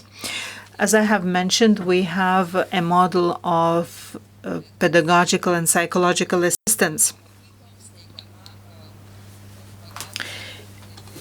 Here we have the assistance model to school, the educational assistance to school. We have psychological assistance, special pedagogic assistance, and social assistance, as well as speech therapy assistance. We have 3 levels: the national level, and we have one of the centers under this level, and this is the Lithuanian Educational Center for the Deaf and Hard of Hearing. We also have a similar center for people with speech impairment. These centers are also consultative centers on the national level, and they provide methodical and consultancy assistance to other schools. They also cooperate with other schools for the deaf and hard of hearing. They provide consulting to parents and pupils, as well as teachers if needed. When a deaf or hard of hearing student attends a mainstream class. I'm not going to speak about all of these authorities because some of them represent other areas. I will just focus on the authorities that are related to the education of the deaf and hard of hearing. At the municipal level, we have pedagogical psychological services and educational assistance services. The special needs are determined, and then the recommendations are presented to schools, how they should work with such children. For example, when there's a pupil which has hearing impairment, The center, Lithuanian Educational Center for the Deaf and Hard of Hearing, is involved. The recommendations are prepared, and then the situation is discussed with parents, and then the decision is left to the parents of where the child could attend school, whether it is a special school, specialized school, or whether it is a mainstream school. At the level of schools, we have mainstream schools, and we also have mainstream schools with classes of special education. We also have multifunctional centers that are dedicated to children who usually have a number of different impairments.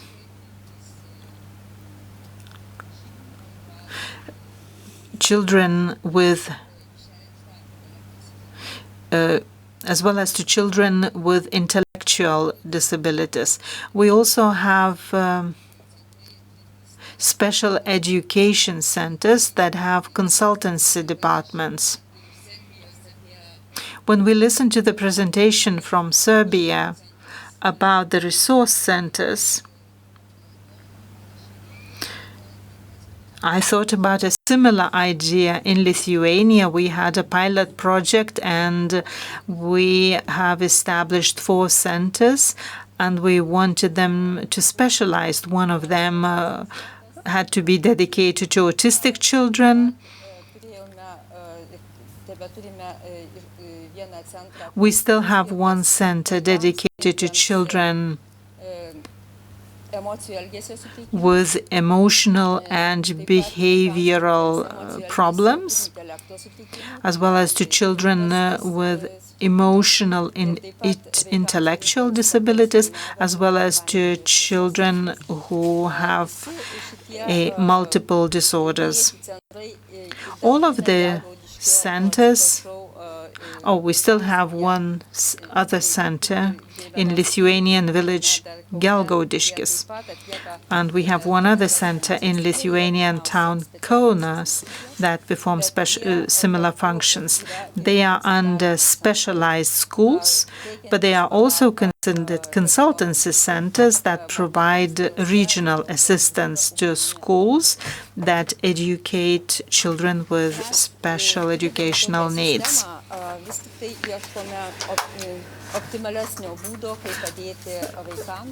In having in mind this system, we are still looking forward to establishing the best model, the most optimal method on how to restructure our system in order to be more effective. We are analyzing what needs to be changed, what needs to be strengthened. On the national level, we have an authority that is called the National Agency of Education. However, this agency fails to cover all areas, and I have in mind special educational needs. These functions are scattered across different organizations that specialize. For us, it is very important to have an authority with strong methodological center that would establish new teaching methods as well as tools for for diagnosing pupils, as well as establishing international relations. And that would look forward to special teaching aids. We would like all of these measures to be concentrated in one center. However, our capacities are scattered. We have limited period of time.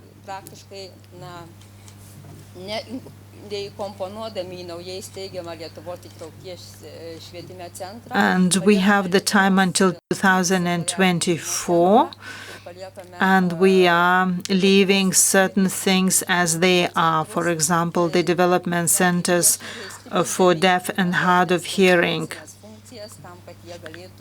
We are going to enhance the certain functions of these centers for them to be able to provide assistance to mainstream schools that educate the deaf and hard of hearing.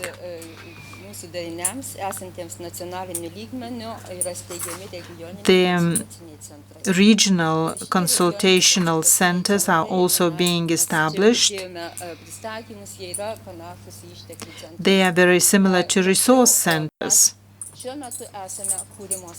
But currently, we only have a vision. However, this vision has not been legalized yet, and we are under discussions. We are looking for the best way to do this. We want the assistance to be as close to the child as possible, and we do not want the resources to be scattered all over.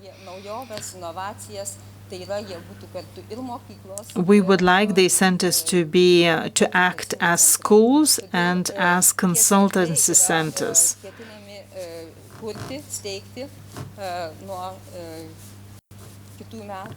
And these centers will be established as of next year, and they will be funded from the EU funds, and they will be established on the basis of schools. For example,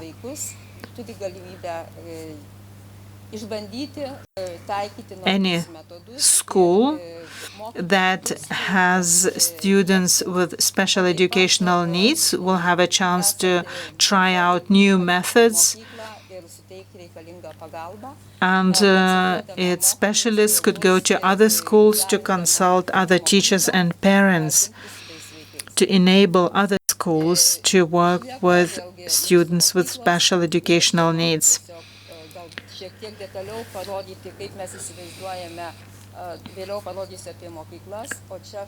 This is how we imagine this activity. This has not been legalized yet. This is only under discussion. On the national and regional level, we would like to establish the Center for the Deaf and Hard of Hearing. A lot has been done. We have a lot of experience, however, the lack of resources and political support. We need to enhance the part that is related to methodological and consultancy assistance. Mokytojų ir švietimo pagalbos kompetencijų tobulinimas ir metodinių konsultacinių renginių ir as well as the improvement of teacher skills. Schools should cooperate with such centers in order to develop quality assistance.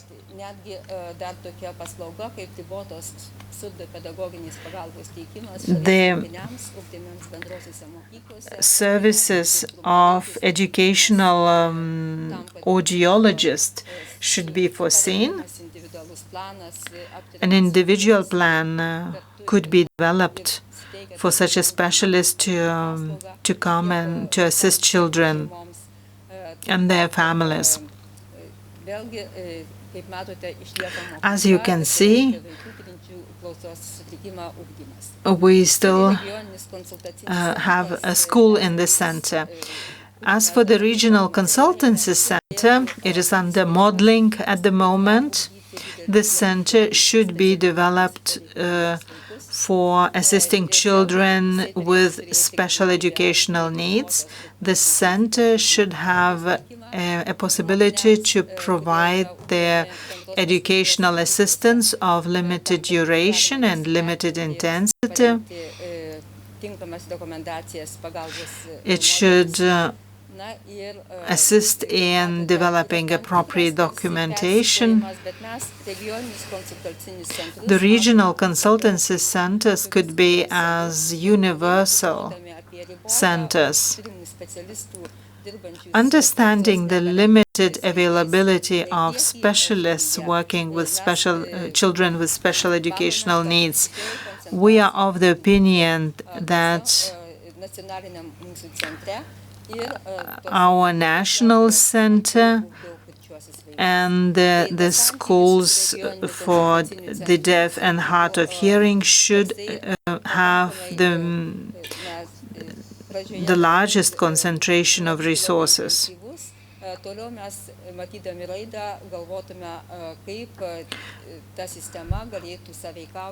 And later on, we will try to enhance the system and will redistribute their capacities.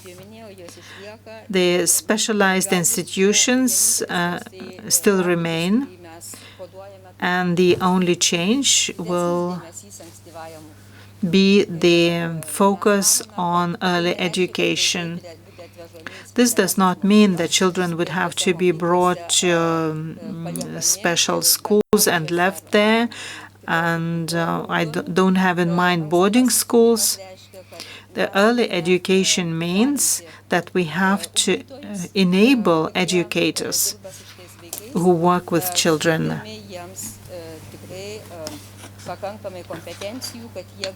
And we have to enhance the competence of these specialists.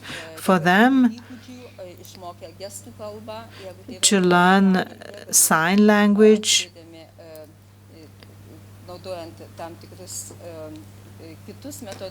and for them to employ other methods.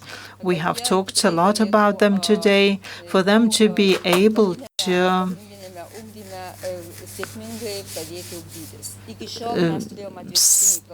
start their own development. Now, the situation is the following. Children go to mainstream schools, and then after the failure, they return back to specialized schools. We are going to encourage the process that is reverse, for the assistance to be provided as early as possible, and we want this assistance to be provided by special schools with their own resources. The specialized multifunctional centers will remain because we have a lot of children with multiple disorders. Therefore, we are of the opinion that we have to have licensed services provided in such centers. For Lithuania, the restructuring of schools is very painful, because there is a rule in Lithuania that if the school doesn't have 60 students, then it loses its autonomy. It has to be merged with another school. Many people say that this is done due to economic reasons. However, it involves the availability of resources as well. We have to think about the best cost-effective number of students and teachers at each school. Schools that have over 60 pupils, they will remain after 2024, and the schools that have fewer children than 60, they will be transformed either to schools multifunctional centers, or they will become departments of other schools.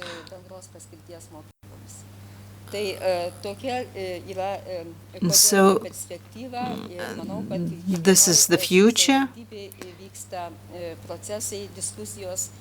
I am convinced that the discussions are ongoing in each municipality on the best way to go. This is what needs to be done for these changes to be implemented in Lithuania. Today we talked about the universal design. We need our schools to get guidelines of universal design. They have to have the vision how the school has to be changed for each student, for each pupil to feel safe and important.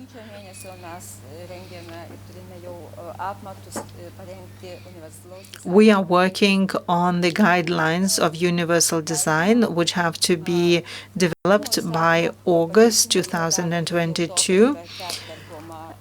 Now, secondly, the law on education is being amended. Certain schools will become public enterprises, others will become multifunctional centers. And this requires the amendment of the law on education. Therefore, certain amendments have to be adopted by the Parliament. Thirdly, we have to review the funding. Now,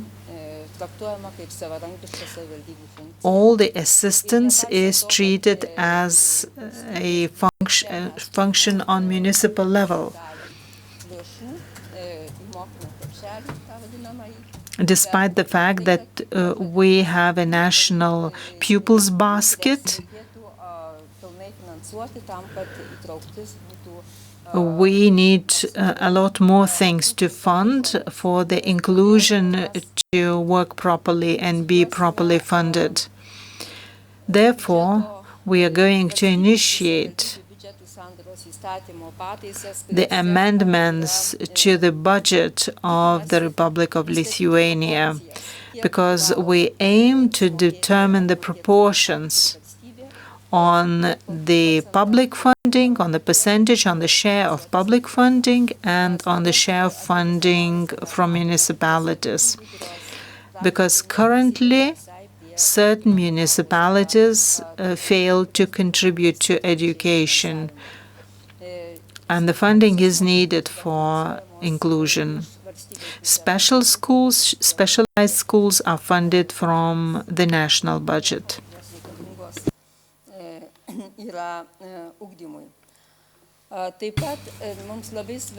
It is also very important for us to think about schools. For example, if a school has children with special needs, we have to think about them and what the school should do for these children to feel safe. This year, we are going to develop the models on the number of children in the class, the number of teachers in the class, as well as the time share for joint work and the time share for individual work, as well as the financial mechanisms and leverage for the implementation of such a mechanism. The law on education has the guidelines. However, for us, it is very important to make sure that our legislation is clear about it in order to ensure the funding. We are going to pilot these models as of next year. I have also talked about the Center of Inclusion in Education. We are also reviewing the functions of all the specialists. The majority of speakers talked about the specialists that provide assistance to children, and they talked about different types of assistance in class, out of class, at home, and to other teachers. Our aim is for these specialists to dedicate the time not only on individual work with the pupil, but also on teamwork and ability to work in a group and in a classroom in order to enable children to work together in joint activities. That is why we are going to change the descriptions of all positions to include that. We also have a Commission of Child's Well-being, and we are renewing the description of this authority. Sometimes we lack experience and competence on how to assist children. A group of specialists should discuss ways of proceeding in a certain situation and ways of enabling the environment or changing methods or tools or eliminating obstacles for a child to be properly educated. The Commission on Child's Well-being could seem as a relic of the past that has punitive function. Therefore, we are of the opinion that not only the legislation needs to be changed, we need to do a lot of work with the teams of schools and with this Commission on Child's Well-being for it to be part of improvement. We also have other activities planned. We have the establishment of regional centers, and these are steps that need to be taken. The first one is discussions on the criteria for the regional centers and special schools. And then we have the development of guidelines for the establishment of regional centers and coordination of legislation and many other steps. We have foreseen the changes in the pedagogical psychological assessment process. We are moving away from medical assessment. And now we have a working group that has to look through the classification document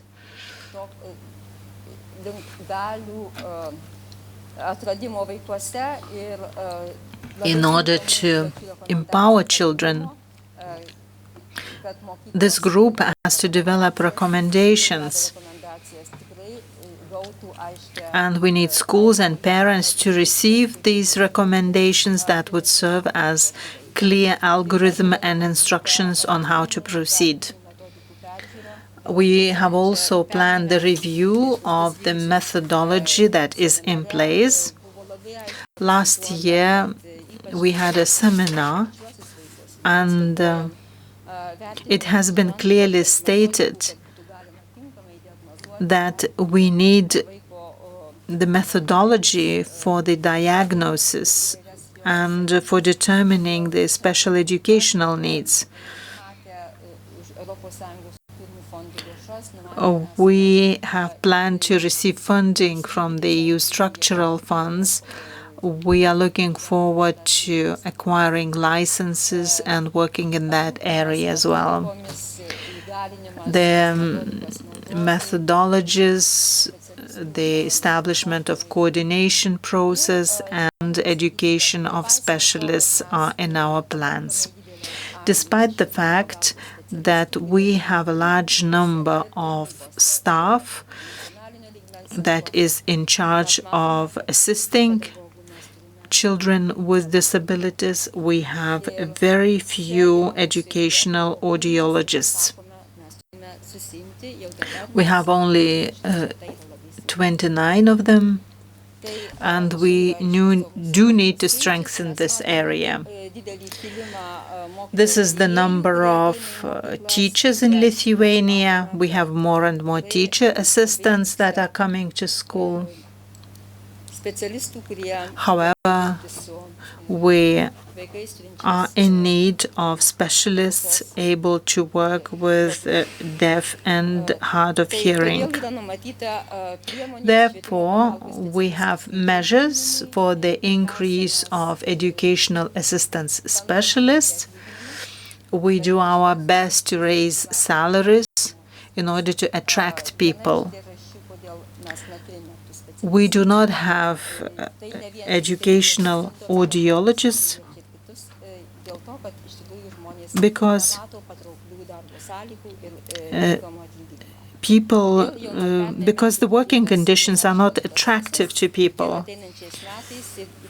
We want to focus on this process and to increase the salary 10% each year. We are also reviewing the number of hours, working hours, in order to attract new specialists. We encourage people to choose this profession. We have scholarships planned, and we have a 300 euro scholarship, from 300 to 500 euro scholarship for students who want to become educational audiologists.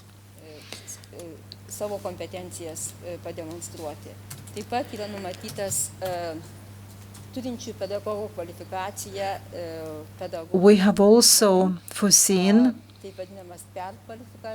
requalification of teachers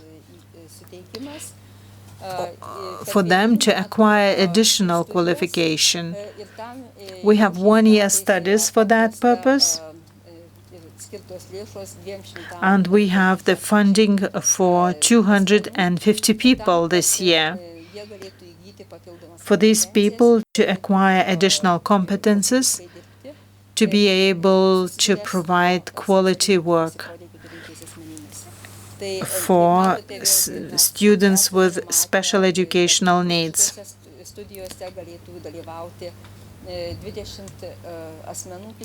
About 20 people, 20 teachers could be educated and become educational audiologists.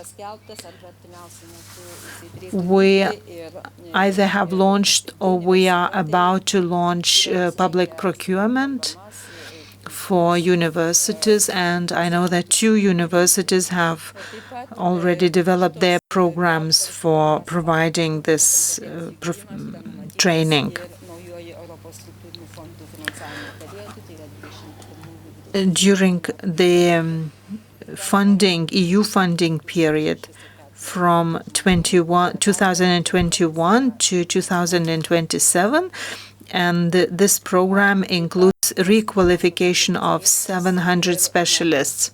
We have additional funding for teacher assistants. Last year, we established more than 700 new jobs of teacher assistants. Now, it is considered as a long-lasting investment in this area. And finally, the enhancement of competences of the school teams. The enhancement of qualification for all the specialists. Inclusion is considered to be one of the national priorities. This government has decided to develop their programs for enhancement of national teacher qualifications. They work together with partners, and these could be long-term programs for enhancing teachers' qualification. for teachers to have competences to work with pupils that have special educational needs. Other measures are foreseen as well. Some of them have already been implemented. The recommendations have been developed for schools that have pupils, deaf and hard of hearing pupils. We have talked about the necessity for schools to prepare for the coming of deaf and hard of hearing students, for this process not to be a surprise, for everybody to prepare. We also have changed the description of final examinations. We also plan international seminars for enhancing qualification. We have a lot to do. And this is our joint concern.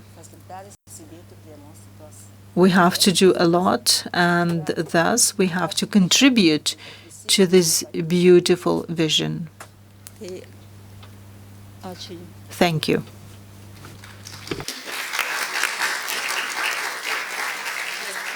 Regina, trumpam.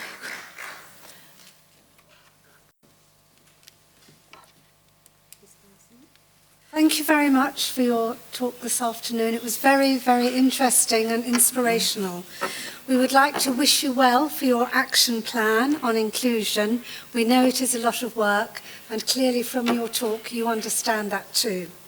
The programme of implementation was interesting for us, and you obviously understand that the deaf and hard of hearing population is small and is scattered, but still very important because it is a different area of disability and special needs. So we wish you well, and we thank you very much, and we hope today has helped with some of your modelling.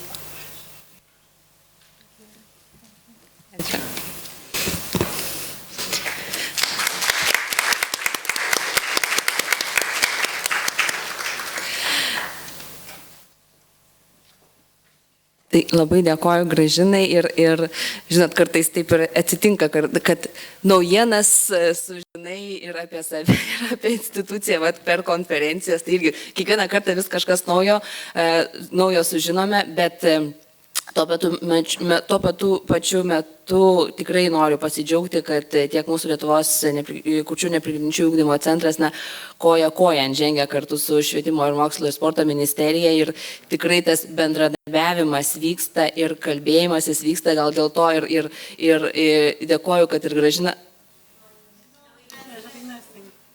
Well,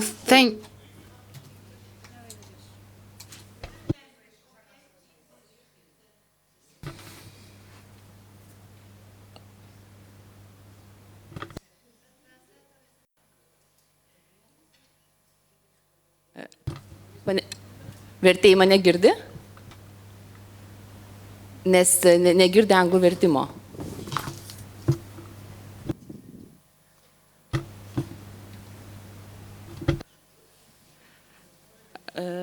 O gestų kalbos vertėjas girdi?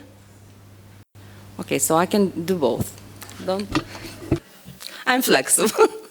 So aš pabaigsiu, I will finish in Lithuanian and I will translate into English, okay? Taigi aš tiesiog noriu dar kartą pasakyti. I want to say that... Okay, now you hear? Good. Ačiū.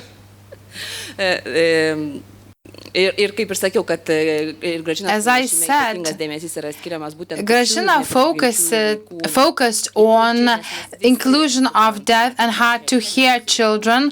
We all understand that these children are different and their inclusion is much more difficult than that of children with other disabilities, because it is related to language, to culture, and this is something that needs so much resources. We have completed all our presentations of today. I thank all the presenters. We still have time for questions. I know that some people have already prepared some questions, so Vaiva. Hello. I want to thank for a wonderful conference and for a well-organized conference and for so many guests that give us a wider view of our partner countries. I am the trainer of sign language interpreters, and I heard that in all countries, sign language interpreters are part of the team in ensuring inclusion. Do these interpreters work in schools as staff, or are they assigned by municipalities or associations? Who employs and pays for them? Because we have a very active deaf community in Lithuania. We have a center of sign language interpreters with around 160 sign language interpreters for the entire Lithuania. And if we speak about this huge inclusion, then I'm concerned about what we really need for having those sign language interpreters, and do we have enough of those sign language interpreters in Lithuania to ensure all the needs of inclusion? Maybe every participant could share their knowledge on that.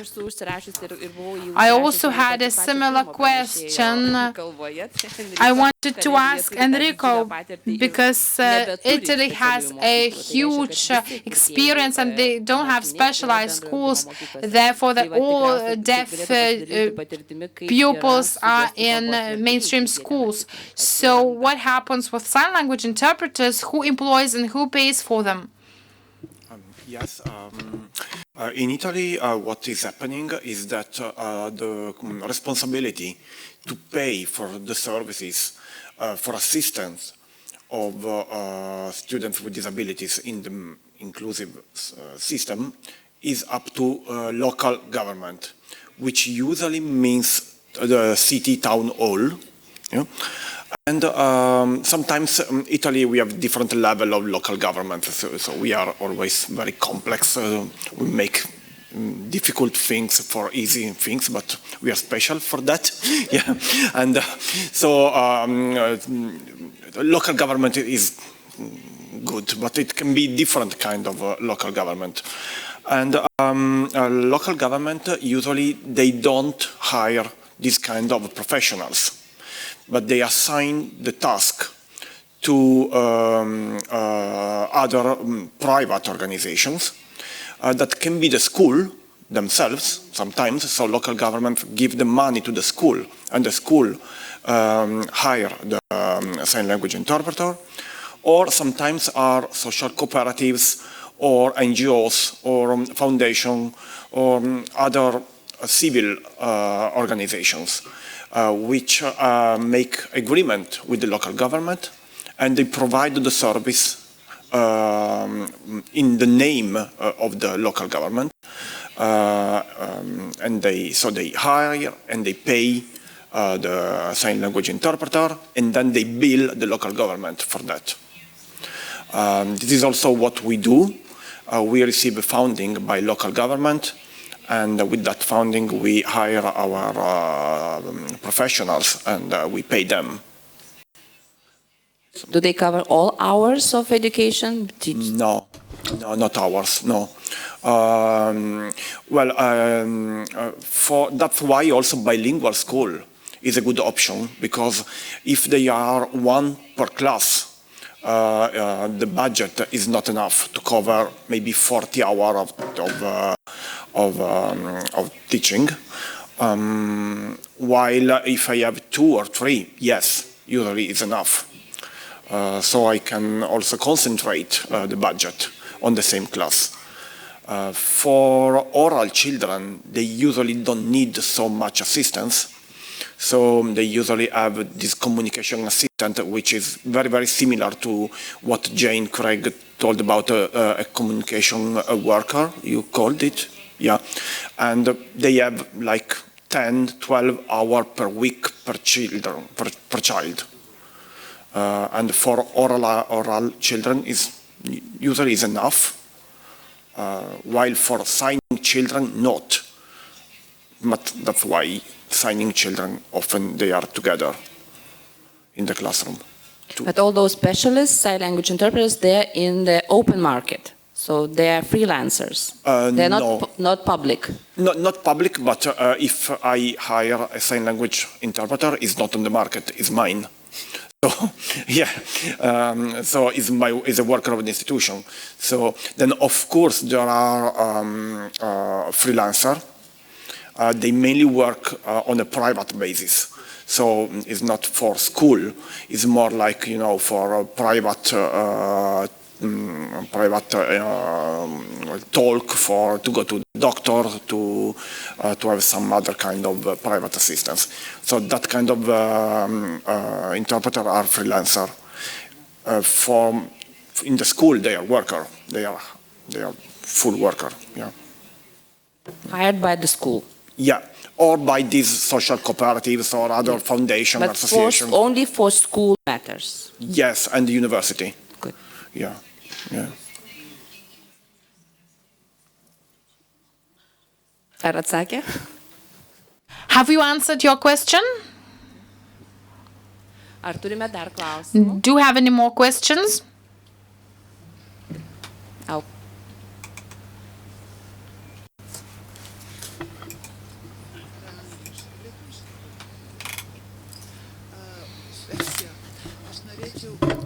I wanted to ask a question.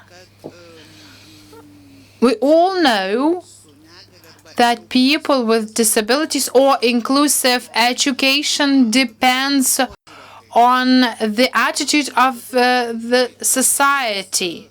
So my question is, maybe in your countries you have some special programs or projects, social activities to intervene into the attitudes of the public or society in changing the attitude towards people with hearing impairments or with hearing difficulties. How do you educate the society? Do you have any programs or projects to educate the society? I heard something about similar programs in Portugal. Could you share your experience on that? In the UK, because of integration and inclusion, it has been a gradual process. So more and more deaf children are in mainstream, and so children of the same age have grown up, and the prejudice has gone because they already have a deaf friend, they already know how it works. And alongside this, there have been many television programs. So 40 years ago, there was one program for the deaf once a week, but now there are programs for the deaf all the time. Obviously, there's interpreting for the news and different things on television, and there's many children's programs, baby programs for children's television. That includes signing games and our interpreting. So it's gone hand in hand, and so people just see it and they're accepting of it. And it's more expected now, so it's not, oh, what's happening? It's expected. And for our CSWs, referring to the last speaker, as Enrico said, the interpreting service is mainly for deaf adults when they've left school. For deaf adults when they attend meetings, conferences, courses, they hire the interpreters. Otherwise, interpreters are used in our schools for deaf teachers teachers who are deaf or assistants who are deaf and they're going to meetings and so on, we use interpreters for that. But in school, day by day with the children, we use communication support workers, because for a 2-year-old or a 3-year-old or a 5-year-old, it's no good standing there signing, they haven't got that level. So that grows with the child, and the appropriate CSW works with each child and is with the child throughout the day. As the children get older, we give them different CSWs. So you have a CSW who's very good at maybe maths and science and so on, and then when they go to geography and art and drama, it's a different CSW, because they have their own specialisms too. And the school, the local authority, as Enrico said, the local authority is in charge of paying for appropriate provision for children up to the age of 16. So it's provided, the money is provided by the local authority. After school, or when they go to university, there is an assessment, and the assessment is done by teacher of the deaf, or where people that know the deaf student, and it is written down as a table. It's written down exactly what this deaf student needs to access the course they are doing, and then there is a government grant given to the student of however many hundreds of pounds per year, and then it's matched to, because at university you're not working 9 till 5. There may be lectures on Tuesday morning and then Wednesday afternoon, so you need interpreters at that time. So it's to match with the student, and the university is assessed each year. Thank you so much. I can make just the example in France. We don't have specific or official trainings, on deafness in schools or in the society in general. But with the inclusion, professionals from our organization make intervention, in mainstream. And with this, there are finally awareness on deafness, with teachers and all the intervention, the intervenants, in school. And also in the society, we are also rather often requested, to make awareness on deafness with training on French Sign Language, for example, in hospitals, in different public services, and this is like this, but there were not official program of training. Aš galiu pridėti, kad Lietuvoje gal nėra. In Lithuania, we don't have programs, but we have personalities that are responsible for education and training. I see here students from the community of deaf and hard to hear. They teach about deafness, about sign language, about deaf culture. In this way, raising the awareness about the deaf community. Our center is also engaged in similar activities. We don't have special programs, but we have our own lectures or training lessons for children in order to raise the awareness about this in Lithuania.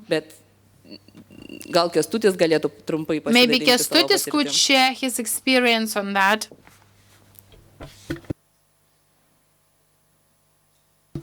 The speaker has not turned on the microphone. Labai džiaugiuosi, turėdamas galimybę dalyvauti šioje konferencijoje, kurioje I'm very glad to be able to participate in this conference and to learn the experience of other countries shared by speakers from foreign countries. Yra individualus poreikis. Individual needs is very important. Therefore, attention and focus on special needs, individual needs. We're not speaking about the needs for the institution, for parents, or for schools. Child's individual needs are the priority. Therefore, we have to ask children what they need, in what school they want to study, jam kažkokia mokykla buvo skaudi patirtis. Maybe a child has a negative experience in school. Therefore, we have to focus on a child. We have to ask a child what type of school he or she wants to attend. For example, to attend a specialized school. We have many painful stories and experiences. When we ask a child about his or her feelings, we should discuss that with a child. We have to ask a child about his needs. Another key to inclusive education is sign language. If we have sufficient funding, we have to train teachers to know sign language. We can teach all these necessary things. We want to say that, well, we have achieved this and that, but we're not always ready for everything. I'm very happy that the ministry and education institutions cooperate among each other, and we are moving in a positive direction. The Lithuanian Forum for the Disabled įtrauktas į tą forumą, su švietimo ministerija bendradarbiauja. Cooperates with the Ministry of Education. I am a chairman of this organization, and I can see that we are sharing different opinions and different experiences, and we are drafting certain recommendations for the ministry, and I hope that the ministry will be guided by those recommendations to reach positive results. But let us not forget, I repeat, the needs of individual children. The Lithuanian Society of Deaf and Hard to Hear raise the awareness in our public in order to change the attitude towards deaf people. When we used to learn in deaf school, we had no awareness raising, and we were called deaf and mute, that we don't have a language but we use signs. But now we educate the society and the public, and we change the attitude towards the deaf in our public. Thank you very much, and I wish you every success in your teamwork. Thank you, Kęstutis. Ar dar yra klausimų? Do we have any more questions? Good afternoon. I am a representative of the Sign Language Center. The services of the sign language were mentioned on several occasions today. I would like to ask a question to the Ministry of Education of Lithuania. Is the ministry ready to purchase this service to train interpreters? We have had a chance of interpreting for primary schools. We're not ready for that. Are you considering any changes in this area of training new sign language interpreters to serve schools? I'll try to give an answer. According to our legislation, assistance or support in education is assigned to local governments.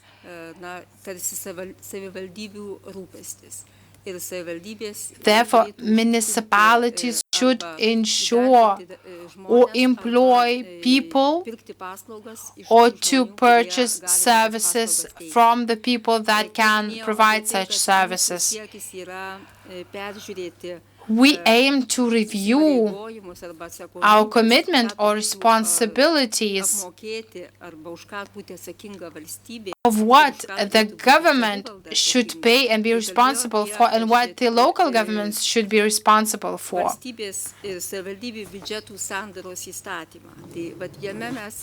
We have to review the law on budgeting of the state and municipalities. And in this law, we should clearly stipulate the areas of responsibility by the state and by local governments. Today, we have many misunderstandings, and we have to correct them in order to create a possibly best system. Now, it is really important to make the difference between community sign interpreters and sign interpreters in education, because as Jane has said correctly, because they do much more than only interpret. We say that our interpreters only have to interpret in schools, but actually this is not enough. If we want to provide quality services and help and support the child in the learning process, these interpreters have to be much more than only interpreters. 10 years ago, we made clear define between the between the teacher's assistant and the interpreter. But in education, we are attempting to have one final support teacher or support specialist that would be able to support, to assist in communication and to interpret in sign language. So the assistants that we have now, they are not sufficient to provide quality support for inclusion. Do you have any more questions?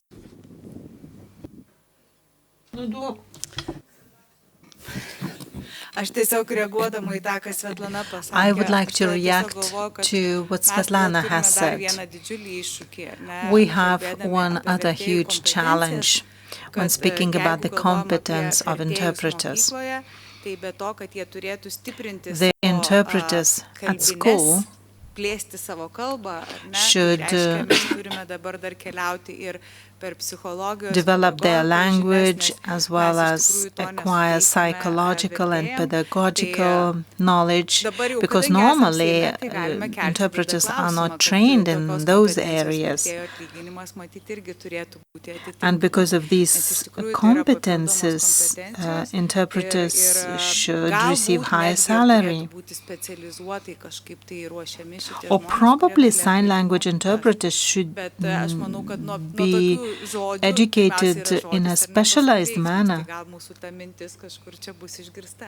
Well, hopefully someone will hear our concerns. I will try to give an answer to your preoccupation. The interpreter. We have spoken interpreter, and when you get trained to be spoken interpreter, you choose your field of expertise. I guess when we speak about sign language interpreter, we forget that they are interpreter. So it means we can specialize ourselves, because I'm a sign language interpreter, so I can specialize myself in the field of school. So I know that I need to get some specific competencies in working in school environment, as I need a specific competence to interpret it in a conference or in the doctor field, because I cannot know everything. We are human beings, but we can focalize ourselves to get a specific competence, a specific course, a specific up to how it's structured in your country, to get that knowledge, to have the competence and the skill to go to the school, to go to the kindergarten, because even being an interpreter in the high school is not the same with being an interpreter at the university, because the text you have to work on it are different. But again, it has to become a specialization of the interpreter. So if you have your 3-year interpretation, then you get a 1 month, a 2 month, 3 month, to get more specialized on that topic. Bet aš dar noriu pabrėžti, kad mes vis dabar kalbame tik apie Allow me to highlight one other fact. Now we are talking about sign language interpreters.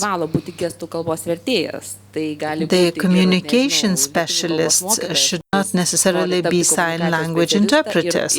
For example, Lithuanian language teacher may become a communication specialist, learn the sign language and gain additional competences. We should not necessarily say that the College of Vilnius is responsible for everything. Quite often, students at universities expect sign language interpreters even knowing the subject. However, it is very hard to find these people who have a bachelor in sign language interpretation and bachelor in history. However, well, there's still room for improvement. Kęstuti, the floor is yours. Indeed, colleagues, at first I thought I will not speak, but in the end I decided to speak about inclusive education.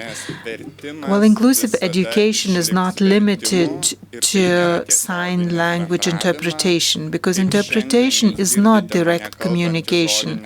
For example, now you hear me speaking in the language, and the sign language interpretation is just an interpretation and not a direct speech. I do understand that countries want to save funds, they want to make inclusive education, to create appropriate conditions, and it is indeed very expensive and it takes a lot of time. The community of the deaf and hard of hearing of Lithuania will never agree to the fact that sign language interpretation represents inclusive education. We need to achieve real inclusive education, however slow or painstaking it is. For example, a colleague talked about a sign language interpreter interpreting at the theater performance. The deaf people have visual experience, and they lose a lot of information if they just observe the sign language interpreter. And now we are working on a study. We want to be against the fact that sign language interpretation is considered inclusive education. The UN Convention on the Rights of the Disabled is the value-based document, and it is very important to observe its provisions. He also said that an inclusive education of the deaf and hard of hearing is important. Do we have an answer to that? No. However, I would like to wish Lithuania to take small and quality steps. I am convinced that we are going to work together. I would like to thank Madam Šivokienė. She's always taking into consideration different critical remarks for the policy and practical life not to take different directions. Thank you very much. I would like to express my gratitude to all of you, all of those who stayed here during the entire conference. And now I would like to ask all speakers to come here on the podium. We will have a family photo. We have journalists with us who are going to write an article about this. So now I would like to invite all speakers, all panelists to come on the stage.